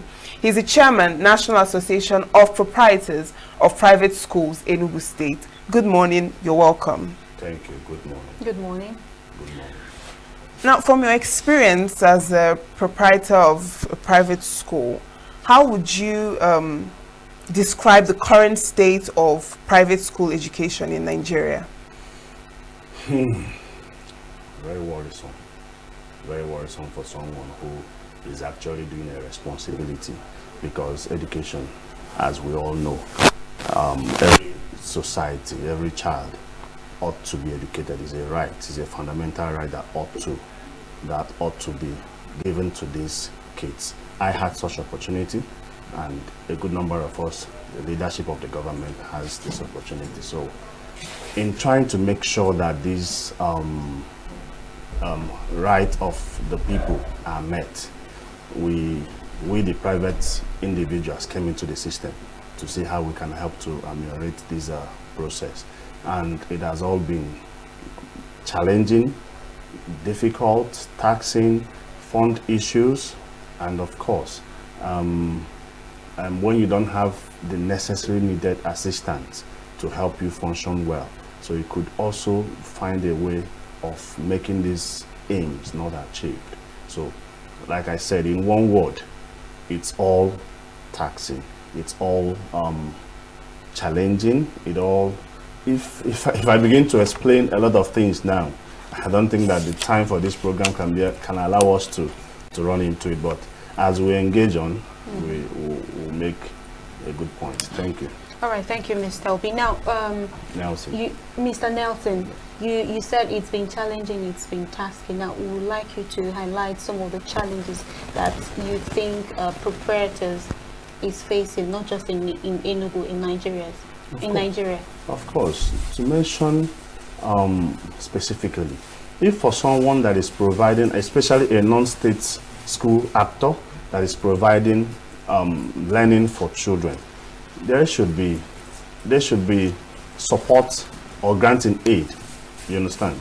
There should be what do you call it? What I would describe as providing teachers support to these schools, where maybe the government of the day will partner with the private sector, like you have in NYSC students corpus, where they are attached to schools to teach. But then most of them are not professional teachers. So you find out that they are just doing purposely to serve the nation for 1 year and they will leave. But if the government can actually partner with the private sector in such that even the classroom teachers that are trained teachers, because before you enter the classroom to teach, you must study education. You understand? Not just being a graduate of any course. So that you know the ethics of teaching. You understand? So now, if the government can actually partner with the private sector to such that this aid can be provided in human resource, material resource, and finance resource. Of course, what do you call it? The structures in private school sectors, if not for those schools or those individuals that are well-to-do, or borrowed money from one private organization like banks and all that, you find out that most private schools are having challenges of structural presence, and some of them are providing services to underserved areas of the Nigerian society. We have what do you call it, rural areas, we have urban areas and semi-urban areas. So these issues are not just a central issue. It is something that is disjointed. However, when policies are being made in the private sector, in framing the framework or regulatory processes, if you don't get the private school actors involved, some of these intricacies you might not be able to know it. And part of the challenges we also have is when the governments don't maintain a standard continuation process of a system in the academic section. Take, for instance, is not what is applicable in 2019 to 2023 is what is in vogue between now to the next year. Once a new government comes in, it looks like as if there is a redirection to the process. You understand? So it also looks like as if you are starting afresh in the system. There are no data anywhere, if not that we in the private sector now have decided to keep data for ourselves, so that whenever anything is called upon, we can be able to, at the tip of our hands, and give it to whoever requires such information. So, like I said, it's not something that can just be overemphasized on a particular day discussion. Thank you. Now, you mentioned that one of the challenges that the private education sector is facing is issue of funding.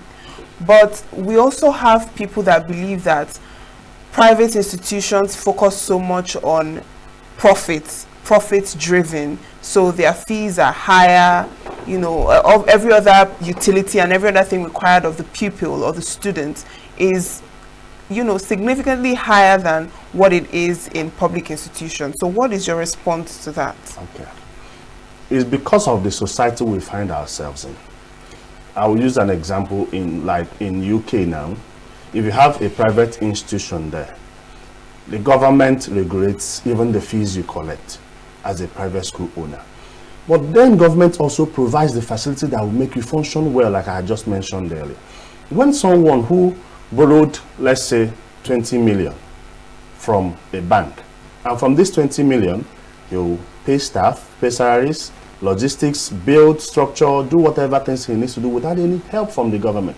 Such person is also responsible to ensure that he meets up with this contract of the digits of the interest. You understand? So it puts pressure on them. So, but if you now put a comparison between the public and the private on the rate, and the government are now providing some of these financial assistance needed, it could help regulate some of these fees that they charge. Of course, we're not here to, the engagement is not even here to compare what is obtainable in the public or private. But what we're saying, because all of these children that are educated are Nigerian children. They don't just come out from, let's say, if they are a student of Mr. AB school, they won't claim to remain the product of that child. They are going to work, of that school, they are going to be working for Nigeria, for the betterment of the country and even the nation at large. So where we're having challenge is when this collaborative assistance is not coming from the government to help regulate this process. If a school owner is actually providing services that is important to the society, why can't the government of the day come in between to even assist and ensure that such kind of loan or borrowed facility finance, those burdens are not there on the private school management? And mind you, again, the school system is not just handed over to the private sectors, private individuals. There are faith-based schools as well. You understand, where you have Catholic Commission, Anglican Commission, Assemblies Commission, Methodist, and all that. These are still organizations or bodies ensuring that these rights of the people, rights of our kids, are met. So that's just why we're having that disparity. So beyond looking at the profit a school owner makes, beyond looking at the profit that is believed to be made, the pressure attached to being able to refund or pay for the money you borrowed is also a pressure on that person. But if the government removes this pressure, it could also regulate what charges they intend to charge. And of course, school is not all about business. It's not a business in such that for someone who is producing these ceramics now, the person will look at the entire cost of what he's trying to take care. But as a school owner, at times you provide scholarship to some families. You provide employment to people. Some of them, again, because you find you get in a family where you have up to 4 persons or 6 of a family in your school, and your school fees is pegged at, let's say, 15,000 a term or 30,000 per term. How can this parent be able to pay all of this money, assuming is 30,000 per term, by multiply by how many kids they have in your school? You still find a way to still give back to the society in such a way. So it's not all about, it's not being centered that everything you do entirely is on the profit. That's just the simple truth. School services is a more of a humanitarian service, which of course the system, the government system, had proven over time that maybe they lack the commitment to sustain it, and that is why that is what gave life to private engagement, both faith-based and any other thing you find anywhere. If you go to Bangladesh, 96% of their school system is managed by the private sector. What the government does is provide so many needed facilities, like I mentioned, infrastructure, finance, and also ensure that they account for it. Because at times you provide all of these things, someone will vote away with it. You understand? So it's not something that you just give out cash. There are some of these things you pay for. Take, for instance, had the government ever thought of building a school structure and hand it over through someone, over a private sector that has proven over time that this could be maintained? There are some government facilities, you say it, they get dilapidated because there is a common saying in Igbo tradition, meaning that a goat that the public, the general public owns, nobody cares for it. You understand? So if you now have a private partnership with a private sector, you produce, you build and you hand it over to them and they are managing it. Of course, you take inventory of the good things they took off from the government while they are running it, and they will maintain it. The government are not thinking in that direction. And it's not like as if there is what do I mean? What would I use now to describe it? There is no synergy in the system, as if they are rivals. Yes, you understand? So the purpose of school is to ensure that our children, the primary aim, my child, your child, is what? Educated. And what is the quality of that education given to this child? That's just the simple truth. All right. Now, some school owners will say that there are policies that require taxes to be calculated on gross revenue rather than profit, which is somewhat sustainable. How true is that? And is there any policies from the government that hinders or favors private school owners? Well, on that, I am not aware of that claims, especially in the private school sector.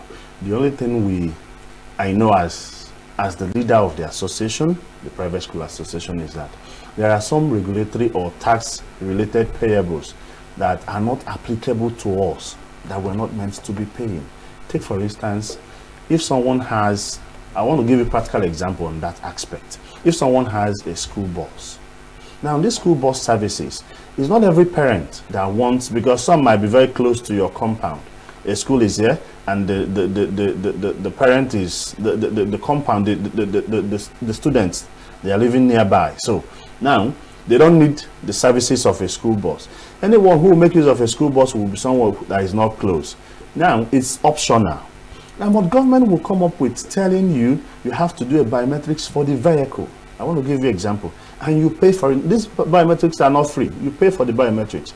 And when you are now doing biometrics is capturing human information, not vehicles information. That's just about it.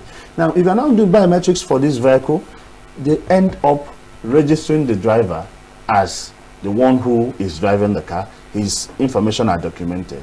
Maybe at the end of the time, the driver gets a better job. He leaves that particular vehicle and joins another firm, another industry.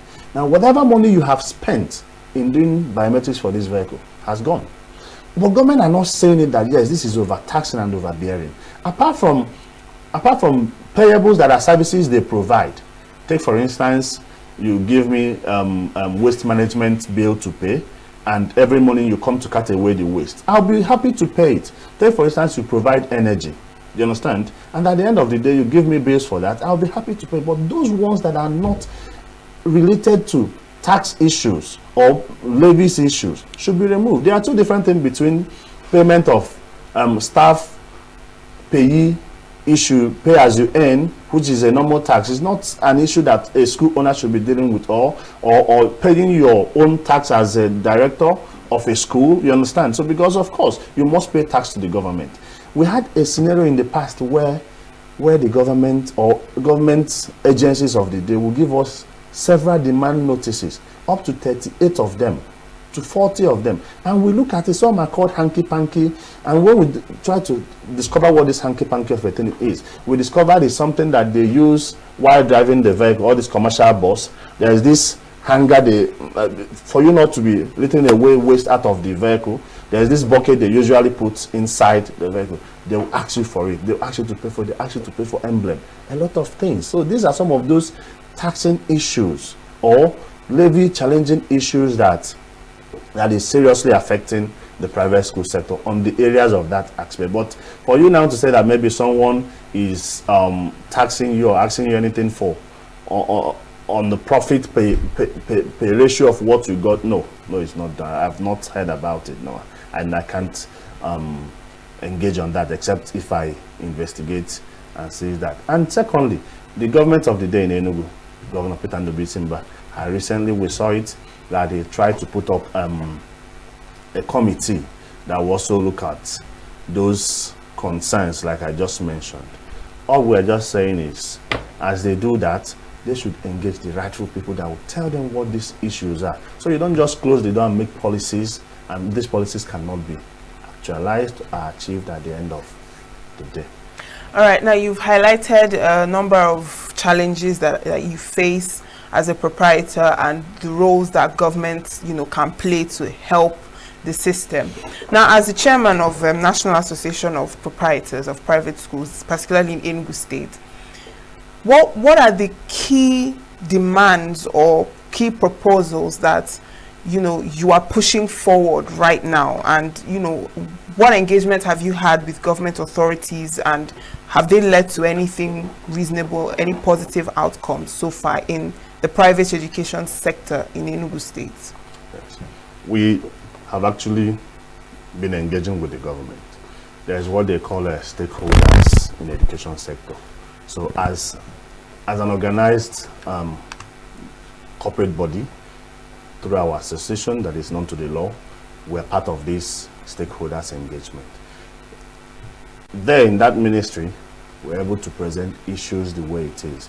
But at times, because of how the system is, some responsibilities are not managed entirely by the ministry.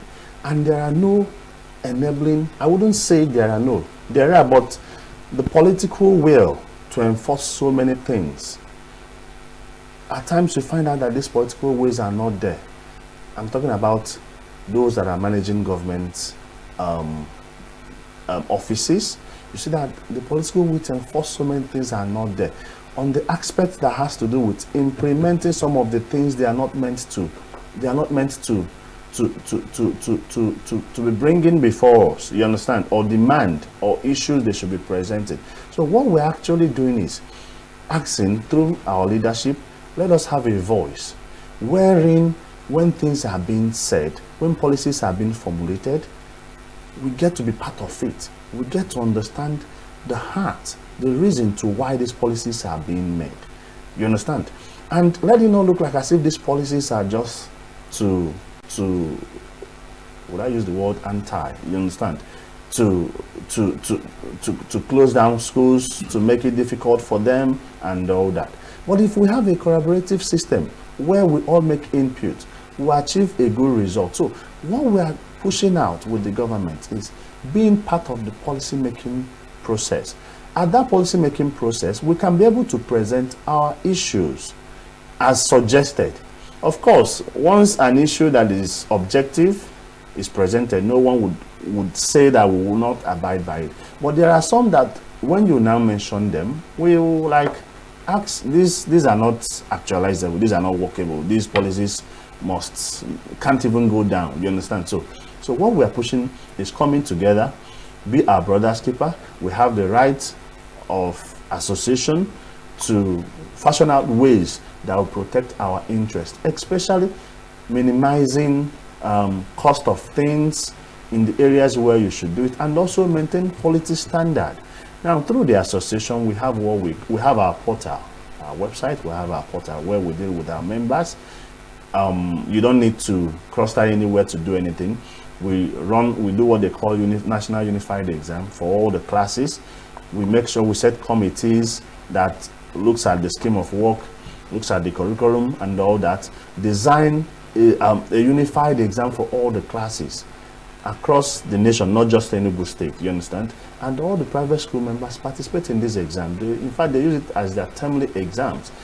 In doing so, it reduces cost of running photocopies, producing question papers, because we already have a media outfit for printing questions and all that. So you find out that the rate through which you get a question paper is even more lesser for you as a school owner than to running it on your own individually. So these are some of the things we do for ourselves, and as a group, we bargain for things that could protect our interest in the areas where things are going south. Thank you. All right. Now